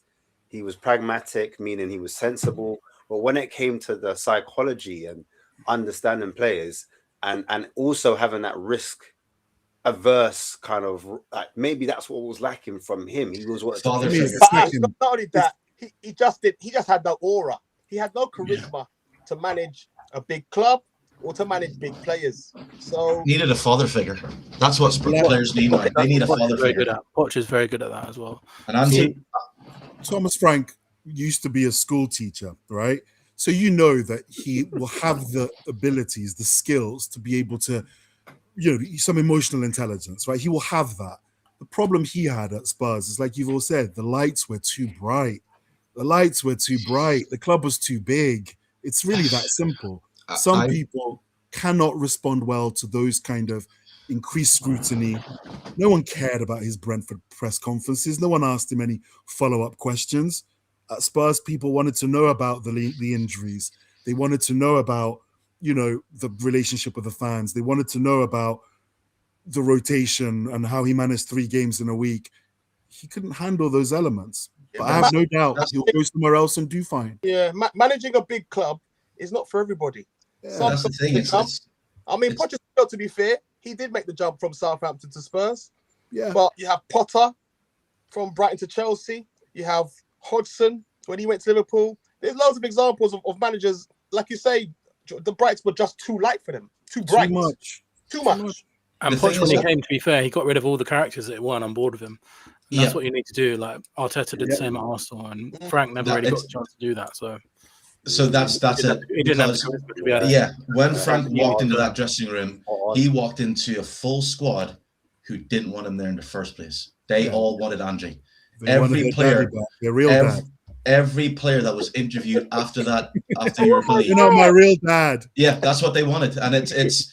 When Frank signed in, like I actually saw articles, and I was surprised that it was picked up more, that the players were going to go, no, we don't want Angie to be sacked. So when Frank walked in, and no matter how nice he was, no matter what he said, there's like, nah, we're used to Angie. We're used to a guy who's big and, will fight, will stand up for us, we'll do this. And the club has sacked him? Nah, that's not fair. And we've got you Mr. Nice Guy in? No. So it's the Mr. Nice Guy thing, because actually Ange says, and I believe him, he didn't really speak to the players that much. Yeah. He created little groups, little leadership groups, and he let them govern themselves.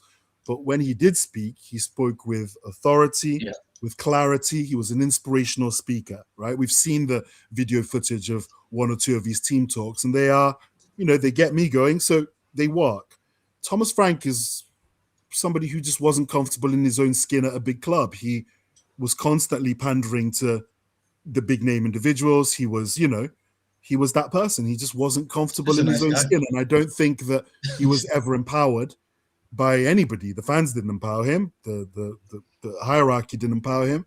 And before you know it, he becomes a shell of a person by the end. I felt genuinely sad for him, but I do think he's going to go on to do whatever at other clubs that are a better fit for his personality. And that's why, going back to your original point, we have to get someone who's done this kind of thing before, like a Poch, an Emery, like a young coach. There's just so much to sort out with Tottenham at the moment that it's going to have to be someone with massive experience. Wait. This. All right. Apart from Oren thinks we're going to stay up. Does anyone think we're going down still after that Liverpool game? Ask me after the Forest game. I think the Forest. It all depends on that game. And I'll say this before I'm going to have to dash off, but me too. Yeah, it's still 50-50 because, as I said earlier, we don't know the significance of the Liverpool result until we play Forest.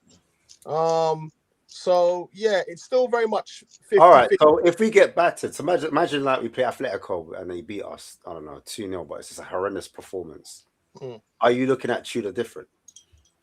I think he gets the Forest game now, whatever. Agreed. I still give him the Forest game. Because then there's a 3-week break after that. 3-week break. Quick question though on that: if Tudor does get sacked, are you trusting this board to then employ the next manager to get us out of it? Nope.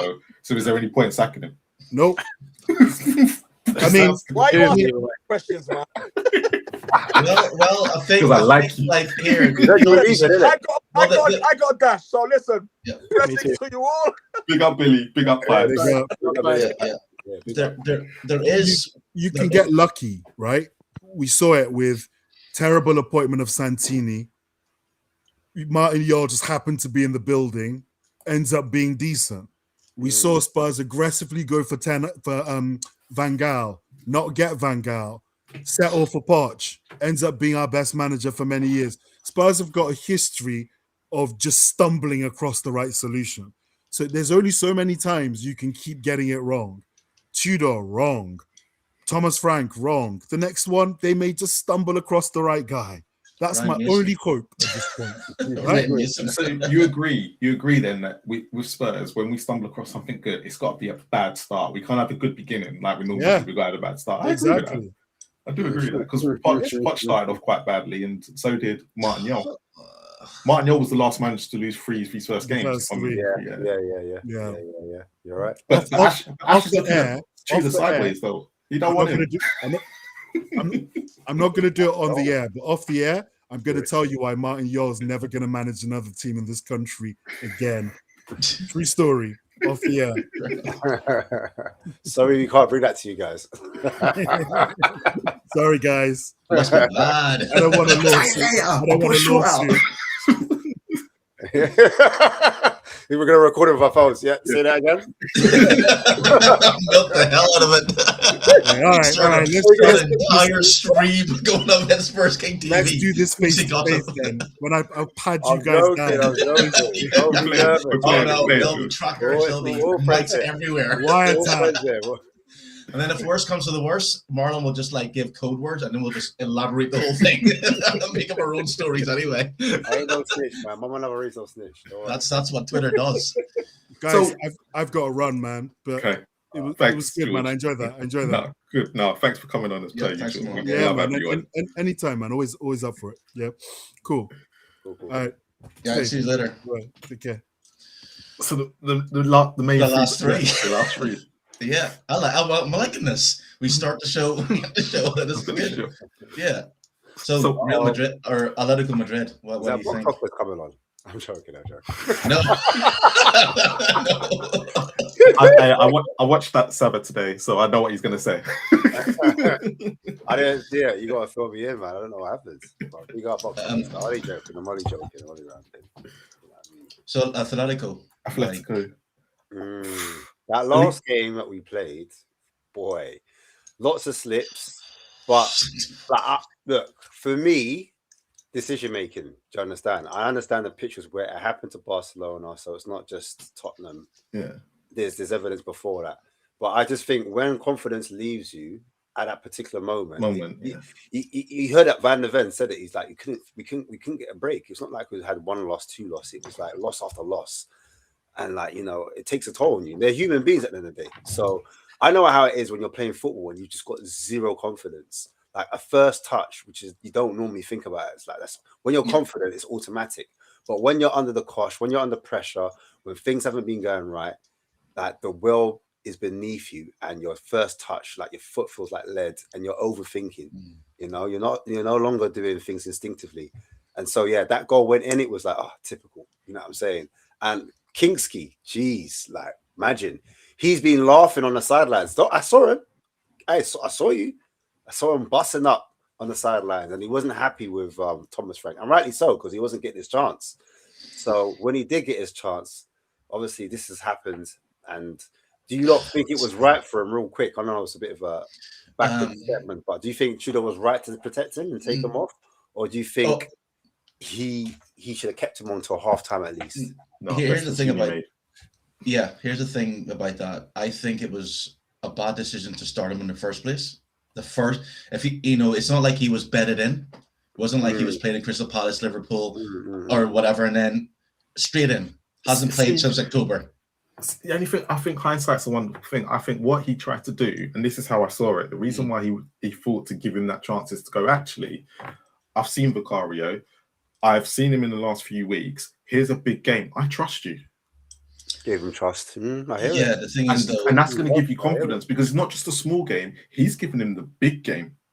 yeah, the thing is, though, the pitch. Backfired, though. Yeah, but the pitch and stuff. This is it only backfired on him because no one in that club had watched none of Atletico Madrid's games in the last month. Clearly, could see, because otherwise you wouldn't have played him. Or planning.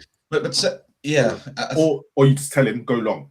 I think that was it. And as for taking him off,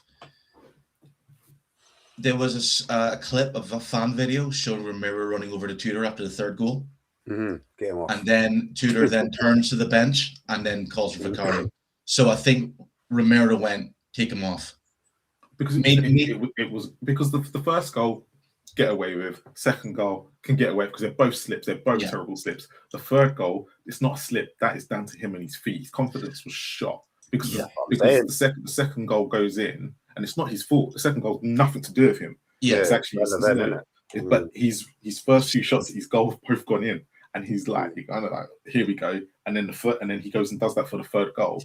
If he slipped, you go fair play. Doesn't maybe wait till half time. But when he missed, and like I think it's true to what Ash said, because he's not thinking straight and he's literally on the part where these mistakes start to creep in. It's not just him. They couldn't keep him on the pitch because those players would have just suffered. Yeah, no, absolutely. And the thing is, though, but if you take that away, sorry to cut you on. If you take those 3 goals away, those mistakes, 4. Because the free kick should never have been. The free kick should have been a free kick in the first place. Yeah, he dived. He wasn't even touched. I know you got to defend it better, but I think we beat Atletico, and do we have the confidence that we beat Atletico at home?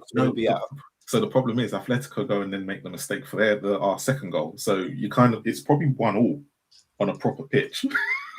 That's the thing. That's the weird thing. So going into that game 1-1, right? Are we saying then we potentially could have, like, going into this game, we've got confidence we could win this game? Do you think? If we're previewing it, that's the reason why I wanted to bring the context. Well, this new game. What happened in the last game? Well, this game coming now. This game, I think Tudor has to get that team and going right. It's not about qualifying; it's just about keeping the momentum and getting the win. And Atletico are going to defend. Yeah. Get a win. So, all right then. Does that mean he plays a strong team then? Because if you want that momentum that's the thing. you're going to have to play because a strong team. But then that could affect going into Sunday. No, he has to. He has to play. He needs to get the momentum back because they haven't winning. They're not been winning at all. And the Champions League's been their respite. One of the players that are fighting for you gets injured, and let's say, Xavi, for example. He doesn't think Xavi's fighting for him, but now all of a sudden Xavi's got to start because like Archie Gray's got an injury or something like that, or one of the players, Richarlison, picks up a knee injury or something. Mate, that's the way the injury crisis is. It's going to happen no matter what. He can go play the kids, and all 6 of them will get injured. Yeah. The thing is, it's about getting those players. Those. It's about getting. We're going to get injured no matter what.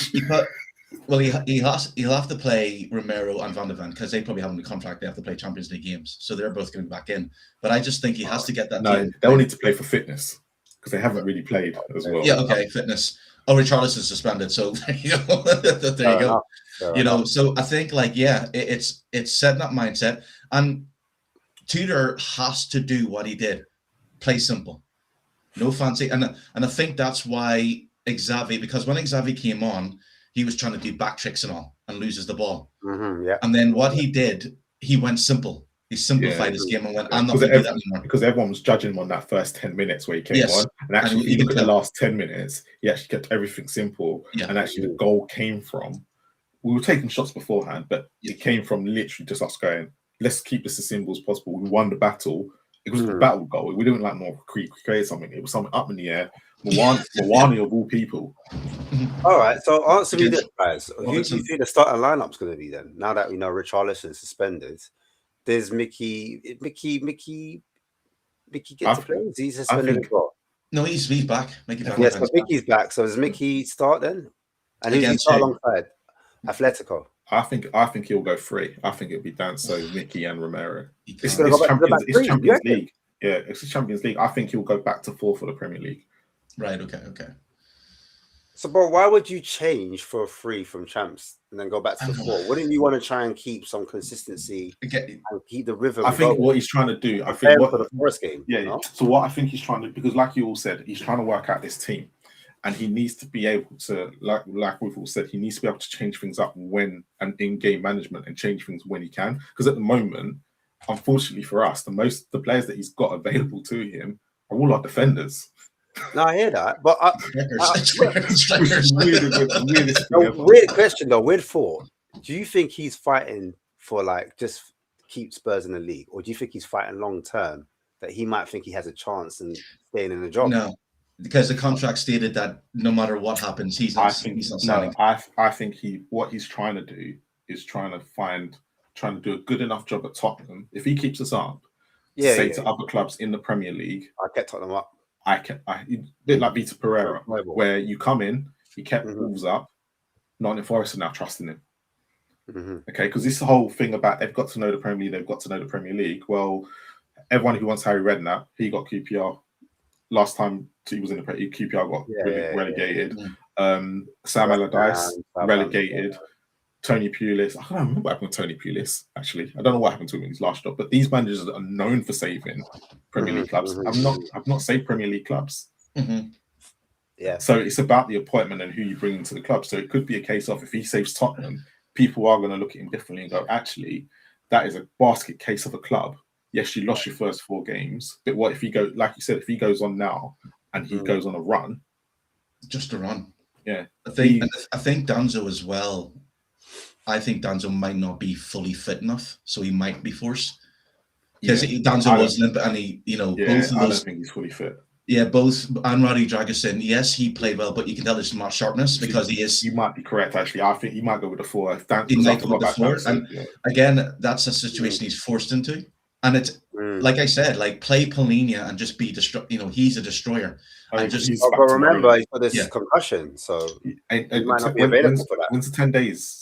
Is it 10 days you're out for, isn't it? We were playing on Wednesday, no? Are we not playing on Wednesday? So they're both out. Romero. No, I don't think Romero is. It depends. JP went off in concussion. It was Romero who went off just as the final whistle. I don't think he got tested. JP went off when Joel Polina went off. I don't concussion. It depends if Tottenham registered both of them as a concussion. I think it's only with JP. Yeah, I think it's only Romero. Romero wasn't registered as concussion. It was Joe Polina. Because Romero didn't go off until. So Polina won't be available then. Yeah. So does anyone think Van der Ven will start then? Yeah. Is that what? He will. Van der Ven's got a shot start. So is there a world where he plays really well and the fan base flip flop and say, "Oh my days, Van der Ven actually"? Go on. The thing is, I think fans just needs. Remember, I was saying like once you have the fans when Spurs aren't doing well, and I've been part of this, we'll always look to who to blame next. I blame yeah, you know what I mean. Like, so it's going to be a player that what Van der Ven has done. He's came out and he said like he wants to be a winner. There's nothing wrong with that. He wants to be a winner, and he's making challenges. And you got to remember, he's still 24. Yeah. So he's not like an experienced 27-year-old defender. Yeah, he's still young. And I think that his agents and all are pushing this agenda. His dad. His dad is pushing this agenda. It's a bit different with your dad. Yeah. And I think, but the thing is, Van der Ven, I think if Van der Ven stay up, I think Spurs will go right. Enoch should say, right, we're not going to sell you. We're going to build these players. You can leave at the end of next summer. But I just don't think that. I don't think they'll have a choice. They will. If Spurs will stay up, they will have a choice. I don't think Van der Ven's contract's long enough for them to have a choice. It's 3 years left, isn't it? I thought it was two after this season. 3 years left. I thought Romero. You could be right. I don't know. I'm just. So basically, yeah. Even if they still have a. Because remember, he's not on big money at the moment. And if they bring Poch in as well. Do you know that? He's not on high wages. So when he came in, this is what he's been in 3 seasons. I'm assuming he's on a 5-year contract. Has he signed a new one? He signed a new one. Oh, okay. That was a thing. I can't remember. He signed a new one, higher money. So how much is he on now then? He's only on 50, isn't he? Yeah, if he signed a new contract, he would have been on more money. No, he got more money. I think he did. I think he did sign a new contract. Someone in the chat might be able to tell us. Yeah. Did he sign? Yeah, I think he did. Or was it a 'Cause 5-year contract to start off with? I'm assuming he had a 5-year contract to Yeah, start he had a off with. 5-year contract. This would have been big news. No, he has. No, he hasn't. signed He it. hasn't. It's a 5-year contract, and he's 2 He years hasn't left. signed it. It was big That's what- news. yeah, He that's was what I meant to thought. sign So it. this So summer, next season, and then the following season. yes, he's got 2 He's done on seasons the left. contract, man. Yes. So next season, so they can sell him at the end of next summer. Yeah, but I don't Because think he'll be 25, and if he stays at Spurs, and Spurs do well, and if he wants to go, he'll get even more money from him. Yeah, They just so that's why I said I don't think they'll wait till his last year of his contract. I think No, they signed in 2 years. He's got 2 years left. They'll sell him. they'll sell him. Yeah, if you got, they never ever, because they don't want to lose value. They don't like losing players when because they're once you got a year, being criticized for that clubs already. take the chance. Yeah, a lot of He Premier will League clubs go, take man. the He will chance. get, that's the reason why he's walking around saying, "I'm going to get my sale." Mickey, or, a user says Mickey Okay, Van first Ven. of all, that's the thing that fans. Mickey hasn't come out and said this. It's his dad who's came out and said this. If Mickey Van de Ven, like I know this rumors came out, but until the 2019, 29, so 29, so that's so 2 seasons. Yeah, 2 seasons. Yeah, so 2 seasons. Yeah, 2 seasons left. Yeah. And we always get the most value when they've got 2 seasons left than when they've got a year. Yeah, if you get 1 season, But it's the World Cup as well. I think if Spurs bring Poch in and then they sell him, I mean that's selling a good player. Yeah, but they'll look at it and go, "We've got Dance, so Vuskovic, Sheen, who's linked to Vuskovic, Barcelona, and Romero still, because Romero, unfortunately, he signed a contract last summer." None of them are left-footed though, but I think they all And two Argentinian guys together. Yeah, I think Romero's going to have more trust in. Yeah, I Poch thought than that as anyone. well. I think the Argentinian factor might be a big thing, but That's what I'm saying. they are linked Poch- to Senesi, innit, from Bournemouth. They are looking at Senesi. But won't Poch be able to convince Van de Ven? No. Just If you go back to, I think it was George that mentioned the overlap interview, and again, Ange said something about Van de Ven, and I think a lot of people missed it. When he signed for Tottenham, and because Poch, let me get it straight. Ange said to Gary Neville, "Did you mean his dad?" Yeah. Oh yes, you said about that. Yeah. And it was like, that's a really weird question to ask. And he was like, "Yeah, I met his dad because I think he's military, isn't he? I can't remember what he is." Yeah, he was like very hard. Yeah. And he basically told Ange, this is what he told Ange: Mickey's only coming here to play. To play. If he's not playing, he's not signing. He's not signing. That's the reason why. Of course. Liverpool were interested in him. Yeah, they were looking to, but he will be playing. Yeah. But this goes back to the whole question: why all of a sudden he's going around? If it's true, if he's going around the training ground going, "I'm going Barcelona. I don't care what happens next season. I'm gone. I just don't think he'd be doing that because he's a captain as well. You know what I mean? But you wouldn't. And it gives him a bad precedent. But this is the reason why it's coming out now in the middle of our. Because if he was doing it and we were doing well, Roses and daffodils, throw him under the bus. Because a lot of you think about it, when some of the players who are getting booed and getting things, and they're seeing. Van de Ven's only been getting the criticism recently, but look at Romero. Romero was getting criticism, and everyone was going Van de Ven this, Van de Ven that, blah blah blah, and he was on this pedestal. But if this guy's gone around the training ground going, I don't care what the hell happens. Someone's obviously leaked it to, and they don't like Van de Ven. They're gonna be like, you know what? I'm gonna put it out there. It's random. It's him. That's a bunch of schoolyard shit. Oren, you laugh, but this is the situation. This is what's running. But going back, because we've gone back here already. Going back to what do you not think of the team going in? Like, because I said Van de Ven, you say Van de Ven to start, yeah. All right. Oh, so Van de Ven, Romero. That's your fault. You said Van de Ven start. Yeah, Van de Ven. I'm trying to bring it back now. Van de Ven, Romero. I think Spence will start right back. Perlo left back. Spence right back or left back? Sorry, Spence left back. Sorry, Perlo the right back. Then you have. And sorry, quick question. Just thing on it. Did anybody notice that Spence was beaten yesterday? Did you see when Salah turned him silly? Nah. Oh yeah, but that was kind of like. But then Spence got back. Doesn't matter. He sent him packing. Yeah, it got up. But I think that's why Spence was brought off, because Spence is still in Ramadan. So I think towards the end of the game, maybe I think he's still in Ramadan. So that's why he didn't play against Fulham. So Spence was playing on an empty stomach. So when Salah, that's why again probably. But okay, back to the thing. Spence on the right, left back. I like Spence, but when he gets beat, I know I'm just like, oh, but you're penitentiary this week. Because you got to remember as well that Spence when he was marking the other winger, didn't get past him. And then he had Salah to deal with. And I think that's why he got brought off. Anyway, yeah, so in the midfield, Gray, you might... You know what? I wouldn't be so surprised if he picks the exact same team, but only the back four changes. Yeah. As in those two back fours. Okay. He plays Tell, he plays Richarlison, he plays Solanke. No, Richarlison can't play. So so he might even play Xavi then. But if he plays Xavi to left... I think he'll go with Moani. Yeah, I think he'll go with Moani as well. I think he wants to against Xavi. To front.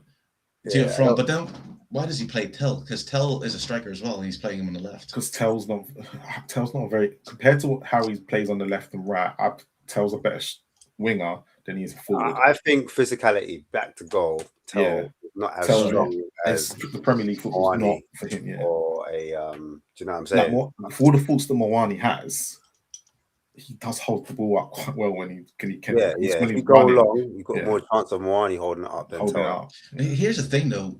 If you watch, I mean, we're talking about body language. I mean, he just like. Well, you know what? I don't know whether it's because of his height or his long legs, but when he starts running, you're like, right? It's like it does. He just doesn't look like he's running. I feel like with Moani, I think the PSG move, because obviously he was doing so well at Frankfurt, he's gone to this big club and it just hasn't worked. And then he's been sent on loan to this, be honest, this club that's a circus. And he's just like, I don't want to be here. Yeah. Kind of scenario. He doesn't want, like, because the one game that we all said he played really well in was the game where he had to try and prove a point, and that was PSG. Yeah. Do you think, though, the managers misprofiled him? Because if you look at Frankfurt, that was under Glasner, and Glasner used to play with 2 10s. Do you know what I'm saying? In Kamada and Moani, and then there used to be a striker above them. I can't remember the striker, but he used to play with 2 10s and then the striker. So do you think maybe, I know at Juventus, because I was talking to some Juventus people, they were like, yeah, you either played up front, but sometimes we play on the right, sometimes we play on the left. Yeah, I heard he played on different positions at Juventus, because I used to watch him quite a bit. Like, but he used to play in different positions. I know he's played all over for Spurs, but I think it's just, again, back to that physicality. I don't think he's a Premiership player. He's too light. Like, you know, he gives falls away. I don't know, it's his mentality. I think in the Italian league, you can afford to be slower. In the Premiership, you have to be able to know what you're going to do with the ball before it even reaches your feet, because you don't have that time, which Callum Moani doesn't do. That's why even against, you know, when he was going up, it was like, goes up against Robinson, and it's like, oh, I've got the ball, 1 touch, 2 touch, and then he passes it to Richarlison. But it wasn't like, it's not like he wanted to do it. It's like, I will do this after I've got the ball. It wasn't like he was thinking about it. He has to pick up on that. That's just gone. Come on here. Come on here. No, I can't see what everyone else sees, man. Maybe it's my hair. Is it a shadow? I look like I got horns in my head. I'm like, oh, wait, but you don't see it. I can't see it. What, devil horns? Yeah, I can't see it. I think it's how the Spurs. It's when you lean back and then you're in between the Spurs shirt. Is it there now? You can see that. I can't see it. No, it's maybe like when you're in the Spurs shirt. It, like, because of the way the Spurs pattern goes off your ears.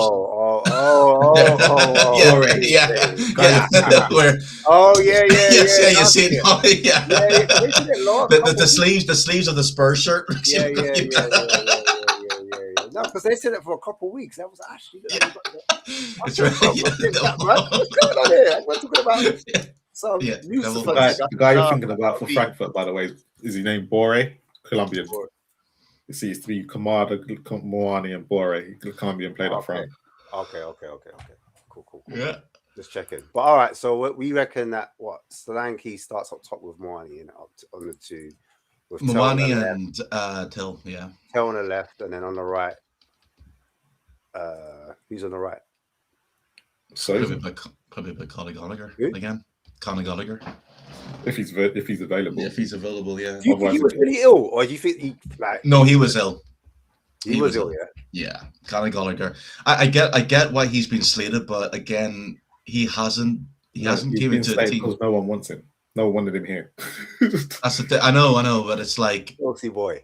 they've got him. So it's kind of like just would Well, like to see do you what. think he improves though? Because I think, in truth, Josh, I think any of those players improve if they're playing for a team with a bit of confidence. I think, you know what I mean? Like, and that was the thing. I know this sounds really weird, but the one person who's actually made more sense about Spurs is Paul Mason, the guy who is, ex-Arsenal guy, because he said, look, we're slating Spurs, we're having a laugh at them, but they're actually good players. If they were to get a good manager in, they can, and even I think it was Roy Keane yesterday said it as well. He said, if I had to manage the 4 teams that we're looking at now, I would like Spurs because they have the better players.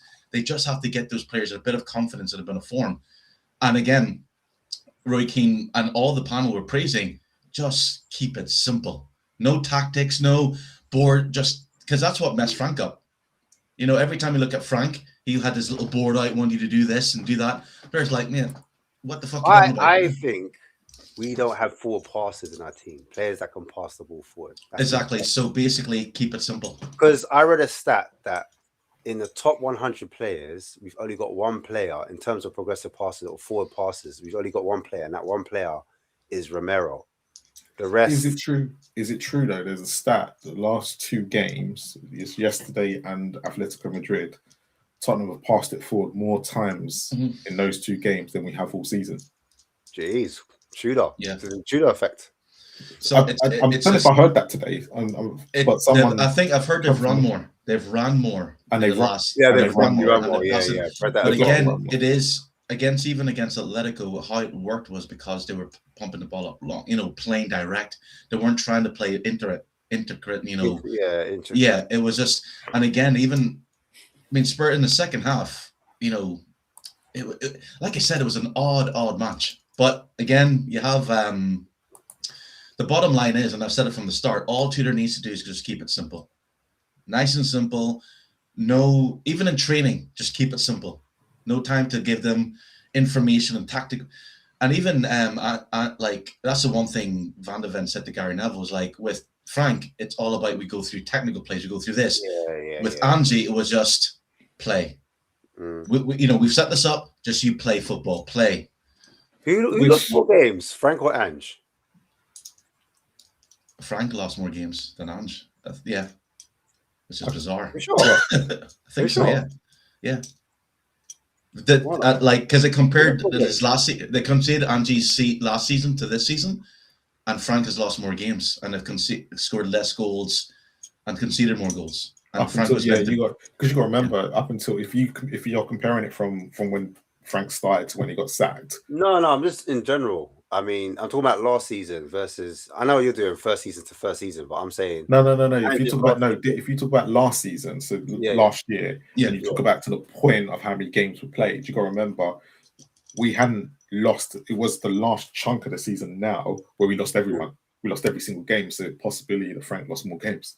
Mm-hmm. So Frank has lost more games Frank has lost more games than Ange. Remember, it was up until October, November last year under Ange where it all suddenly went wrong. Yeah, because before that point, before we lost to Ipswich, I think we were 7th, weren't we? Okay, so Frank lost more games. Okay. But over the season, obviously he hasn't because Ange would have lost more games. Yeah. It's just until Frank. Yeah. No, you're right. I'm not saying.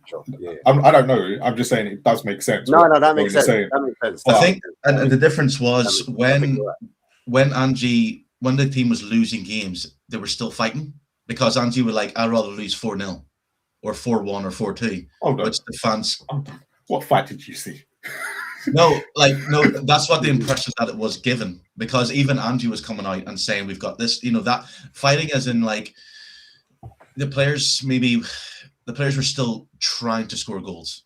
Under Frank, they weren't passing, they weren't doing anything at all. And that's you could see the big difference because even when Spurs were at their worst point under Angie,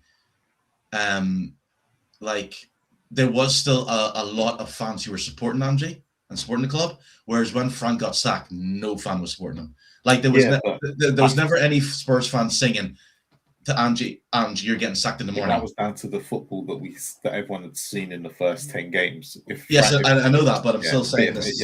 If you actually looked at it and put it in perspective, Angie's football in that second season wasn't great. No. It wasn't great, but because we had this perception of first 10 games of the season before, Ange got away with it a little bit with the fans. But if you actually put it in perspective, the most Frank's football and Ange's football, especially in that Europa League run, especially that second part, Ange's football was terrible. But it got us over the line. It would have been different for Frank if he'd won a Super Cup. Yeah, if he'd won a Super Cup, he would have got away with it. Being 2-0, that was the biggest, and I think we should have all seen from then. That was the biggest sign that Frank weren't the man. 2-0 up with 10 minutes to go. He didn't know what to do. No. And that was the thing. There was just like, yeah. And I think we talk about Poch coming back. I just think them, like, yeah, he'll have to clear out these players. He's done it before. Yeah, he's done it before, but like, you know, because those players, I think they want a manager who comes in who's won trophies before. I think they're ready for that. You know, they've had that taste of success. When Frank came in, it's like, you haven't won anything. You haven't even come close to winning anything. And I think from the start, they disrespected, like, they didn't, in a way, they just didn't respect him enough to go, we're running to run through walls for you. I think if Angie had came in without winning a trophy, different scenario. But because he kept saying, I always win things in my second season, and then he did it, despite we want to downplay the trophy, it was still a major thing for those players. It's the first time they've ever won a title. I think Nagelsmann other than Romero, that we will need. No. I think right now Nagelsmann is the guy we need. I don't know if he'll come, but he'd be the guy that I would probably say. Pep, Man City are probably going to get 115. Snap up Holland for 30 million. That's going to take a break. If I'm looking at, no, but in all seriousness, if I'm looking at the world of management, I think Nagelsmann fits everything that we need perfectly, and especially if Spurs want to spend the money. Lang had to go though. Because Nagelsmann said he wants to bring his own director of football. Mate, if that's the case, that's the case. I'm not fussed about that. Would the board follow suit? You'd be like, if you're in the situation that we're in right now, like Oren said earlier, and I can't believe I'm agreeing with him, but this Enoch have got to go. Enoch have got to go and do everything they can. If they're going to pull the wool over our eyes for 6 months, they need to go and make sure that football club, the football side of it, as everyone is saying, is run to exactly, if they're going to bring in a manager, how does he like things? How does he want to produce things? What sort of players does he like? That's the stuff they've got to look at. That's where Daniel Levy messed up. Here's the thing I also heard from a United fan, because he's in the group chats and all, and I don't know if you guys have heard this, but there's word around the campfire that if Spurs get relegated, the Glazers are looking to buy Spurs because they believe they can buy Spurs for 2.5 million if they get relegated. And the Glazers see Spurs as a massive, massive investment, even in the Championship, because the Glazers are American. They can still have the NFL games there. They can still have the concerts there. And then basically, you know, get Spurs back up. So just throwing that out there. Like, yeah, but if to be fair, I don't think Spurs will get relegated. I'm just saying if. No, but if Spurs were to get relegated, because it devalues the club in the sense of say it devalues it by £2 billion. Okay, say we're worth 5 and it gets to 2.5. If I'm Enoch and I'm thinking, hold on, okay, I'm losing 2.5 billion here. If I invest 500 million in the Championship, I'm just throwing that number out there. It might be more, right? I could get my 2.5 million back. That's just the 500 million that I just don't have to. I could live with later because I'm going to make that back. Well, I'm going to not just double it, I'm going to treble it. If I get back promoted to the Premier League, they just have to be in the Premier League for them to sell. I don't get the notion. I don't get the notion people thinking that if we go down, that they're gone. I don't. If they do, no. If I knew that was going to be the case, I'd think about it. But at this present moment in my head, and this is how I'm logically thinking about it, if they go down, I think Nagelsmann goes to Man United or a club like that. Or there's so many teams. Chelsea look like they're looking to get rid of Rosignol already. Already? Well, Already? Like, what? but at the same time, they got a ban. They have got a transfer ban. That's just no, it's suspended. It's just, so it means that unless they get found, they can still spend. It's just suspended for a year. So if they do anything stupid in the next, if they get found out for anything else, then they'll get the ban. Oh, right. So they can still sign players. They still sign and sell players, yeah. Right. But Chelsea want to get rid of another suspended sentence, I believe the word was. So my point stands then. Man United, Chelsea, they will be looking at a Nagelsmann as well. I don't think Man United go for Nagelsmann. I think they know who I know they were looking after Thomas Tuchel, but I think they've already picked who their manager's going to be. And I just don't think it's going to be Nagelsmann, because I don't think he's on the table for them. They're not thinking he's on the table. But I'm saying if he was to become on the table, suppose we started bidding for him. Yeah, but I think they would have had their manager by then. And who would that be then? Andy's because they said they're going to throw money at this window. They said they're looking to make statements. Don't play around. Yeah, that's what they've come out. The thing is, they've mentioned Destiny's mentioned Glasner, and I don't know if it'll be him. The thing is, next season it's going to be interesting. Like, I read an article, or a comment from a Spurs fan. He said, like, when Spurs won the Europa League, he was thrilled for the club, but he also saw it as the worst thing that can happen to them, because whoever won, he said, if whoever won that Europa League would be in this position right now. If Man United have won it, Spurs would be higher and Man United would be struggling. Because you know what? I don't agree. You know why I don't agree with that? Mm-hmm. Because if we didn't win the Europa League, Spurs, because who our board is and who our chairman was at the time, would have still done the same old crap. There would have been nothing would have changed. They would just gone. I think Andrew would have just probably been sacked sooner. Fair enough. I think what happens is that Man United, yes, they would look. Man United went and bought 2 players that signed for them because they were Man United, like Cunha and Mbeumo. Mbeumo didn't want to come. Look, that was another sign, by the way, when Mbeumo did not want to come with Frank. Yeah. No, but I think Man United had tied down Mbeumo before, because remember we had there was a part when we had no manager, but Man United had their manager already, so they were able to do their groundwork early. Do you understand? So but Man United were always going to spend. I think the plan was, no matter which way you put it, one club was always going to spend, the other club was always going to do, and no matter who won that Europa League, I think the same outcome still happens. Fair enough. It's going to be interesting, but do you think actual Spurs will get relegated? Like, in your heart and in your mental heart and hearts, do you think? I can't see after going to that Fulham game, seeing what Forest have now done to Fulham and what West Ham did to Fulham. I know we had a bit of fight yesterday, but a Liverpool fan said to me, "Do you just think your players can only turn up for the bigger teams?" True. When the pressure's not on. When the pressure's not on, we turn up. I know we all look at City and go, it's a game we win, but there's no pressure. We're never expected to beat City. Like, in all seriousness, every time if City beat us, everyone's like, finally it happened. But they're not expected to go and beat City all the time. And the fact they came back in that second half and drew 2-2 was because there was no pressure after that. It's worrying, isn't it? It's worrying. It's out of our hands. It's down to the players, I think. In terms of quality and know-how, Forest have been there before. Do you know what I mean? They've got players that have been in a scrap. They've got a good midfield. They've got a stronger midfield than what we have. So it's going to be an interesting battle. At home, we haven't been convincing. However, the players say that they feel, not the players that say it, but there's an element of pressure when the players play in front of the home crowd. Mm-hmm. And that could be a determining factor. If the fans are behind the players all the way through, like the coach comes in, fans the coach, they get to the stadiums, people are singing songs from early, it's busy from early. Make it like a big game. Yeah, like a cup final, like a North London derby. Yeah.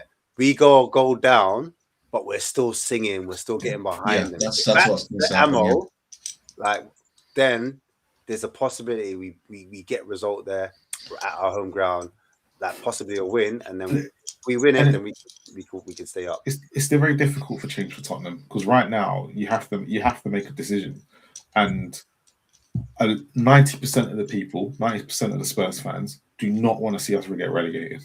Yeah, the majority. Yeah. Majority do not want to see us get relegated. So it's very difficult for them when you've got. What do you do in this situation? Now they would have got drowned out if they went to do a protest. They would have. They go and do a protest. They go and lose. We're going to hide into nothing. And I think I said it on a few weeks ago on Last Word on Spurs. I did say it. Tottenham have got to be Everton in this situation. You've got to the club that always seems to get out of it. And the one thing that their fans will do, no matter because how many times have their fans been against the board, hate the board, wanted them out, this, that, and the other, but they've stuck by the players. They've made sure they're that's what through. And Richarlison is the prime. And I said Richarlison's the prime example. Why the hell did this club love Richarlison when he came to Spurs? And we still think it. A lot of us still think he's crap. But he's a relegation person. But if you want to get out of a relegation battle, he's the guy. And I remember saying, I think I said it back in October, November. I was really worried because he was our top goal scorer that we were going to be in a relegation battle because that's when he seems to score more goals. Truth be told, this is where we are. So, but for me, and I know a lot of people who are in the cow are not going to be happy with the situation. But right now, Spurs' safety is more important than anything else. No, you're absolutely right. Like that's I don't want to see. I'll be honest. I know I'm sitting there planning to go to Championship games next year, but in all seriousness, I want to be in the Premier League. Yeah, no, of course. I think looking at those, it's not like Spurs are more than capable of getting enough points to stay up. And like, I do get what you're saying, Marlon. I do. Like, I just think that the Champions League is dusted. So they've only got, they'll have the international break, come back, refresh, back as well. Have players back as well. I just think they that don't get injured on international break. What? If they don't get injured on international break. Well, who's actually playing?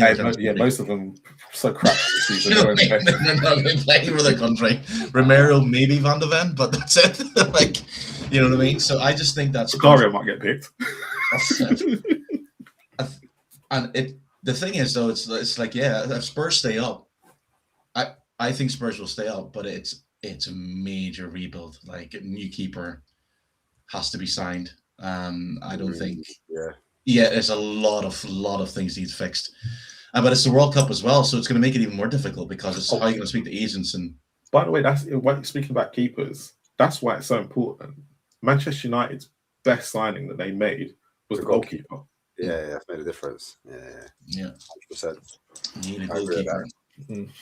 English goalkeeper, I think they should go for. Like they can't do it because the English goalkeepers that are around, they're all tied down to good Premier League clubs and won't leave.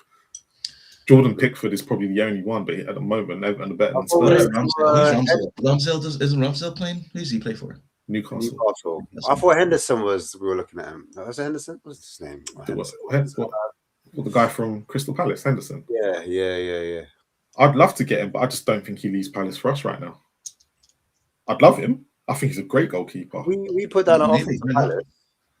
I mean, they're losing their manager. Players are getting sold. I think, but it depends, isn't it? It depends if because for them, if they lose their manager, it's going to be we're not sending any players until that manager comes in. I just think Spurs need to buy. Can Spurs really wait that long? Spurs need a goalkeeper now. Yeah, but it's going to be weird. But talk about this if the cows come home. But we need a goalkeeper. there might be a decent goalkeeper, left winger. New centre back, left back, ball playing midfield.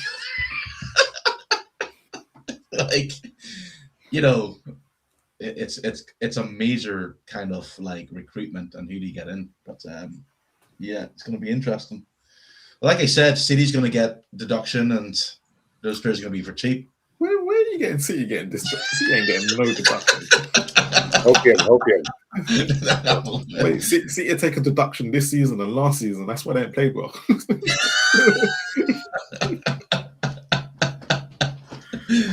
going to be interesting. But Enoch has to spend big, like I said.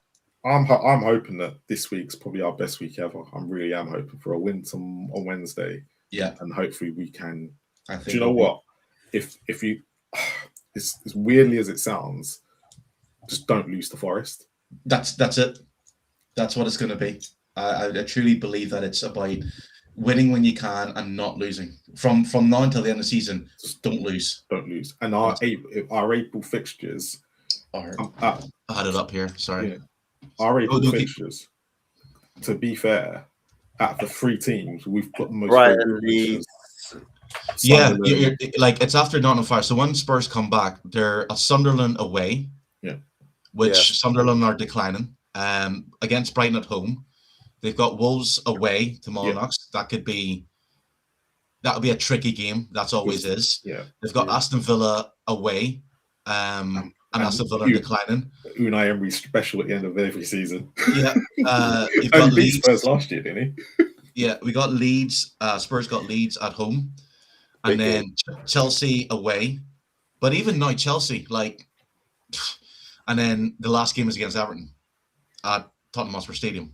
So, I mean, the fuckery for Spurs to get relegated at home. But I don't think Spurs will. I don't it's think... that Stamford Bridge game, isn't it, really?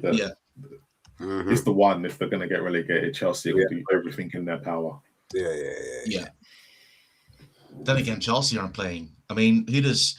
Yeah, but Chelsea could be in a relegation battle. Tottenham Hotspur come in and they know what the deal is. Yeah, with West Ham... Actually, West Ham has Aston Villa next. Then they have Leeds in the FA Cup. Then Wolves at West Ham. Crystal Palace, Everton, Brentford. They have to play Arsenal. So there we go. And then hang on a second. Villa and Leeds. Leeds are the ones that are banging trouble because they've got to play all of us. Yeah, they're gonna be the outcome, and I think they might falter. Hang on, because they can't run away, can they? Leeds. No, wait. West Ham has Aston Villa next, like I said. Then they play Leeds in the quarterfinals, which might be a big impact, if they're still in the FA Cup. Got Wolves at West Ham, then Crystal Palace, Everton, Brentford, Arsenal, Newcastle, and then Leeds. They played Leeds at the last game of the season. So that could possibly be the the relegation.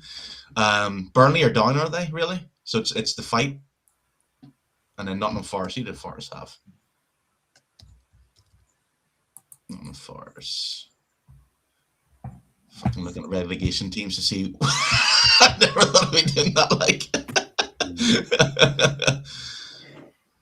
Yeah, Forest has the harder games, actually. Yeah, Forest have the harder games. Yeah, they have. Well, they play Aston Villa after Spurs, Burnley, which are really relegated, and Sunderland, Chelsea, Newcastle, Man United, and Bournemouth. So it's that last stretch. If we can get out of it by then. Yeah, so Nottingham Forest has to play Chelsea and Newcastle. All right, then on that note, hopefully. And Man United, back all 3 out of... Yeah, so that's 3, yeah.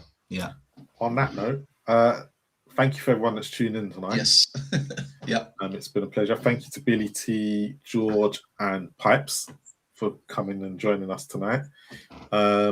Please make sure you like, subscribe, and comment.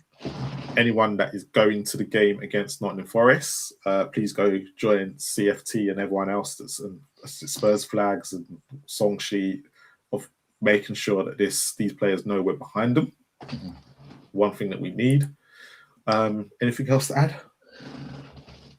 That's it, man. That's it. Said it all. We'll be back next week, hopefully with through to the Champions League. Is it quarters? Can you fucking imagine? And 3 points away from Forest. I'm saying Spurs going tank real. You ain't gonna leave YouTube, but you got to get them out of here. Yeah. Is anybody live right now before I send everyone? Like, I always forget to do this. Is anyone live in the Spurs community that I can send anybody to? No. First time I heard you say that. Yeah, I know. I always forget, but like, no one's ever live. But anyway, thanks to everyone in the chat. You've been brilliant. As always, coming back on Wednesday for Ash's rival show. But as always, come on, you Spurs. Come on, you Spurs.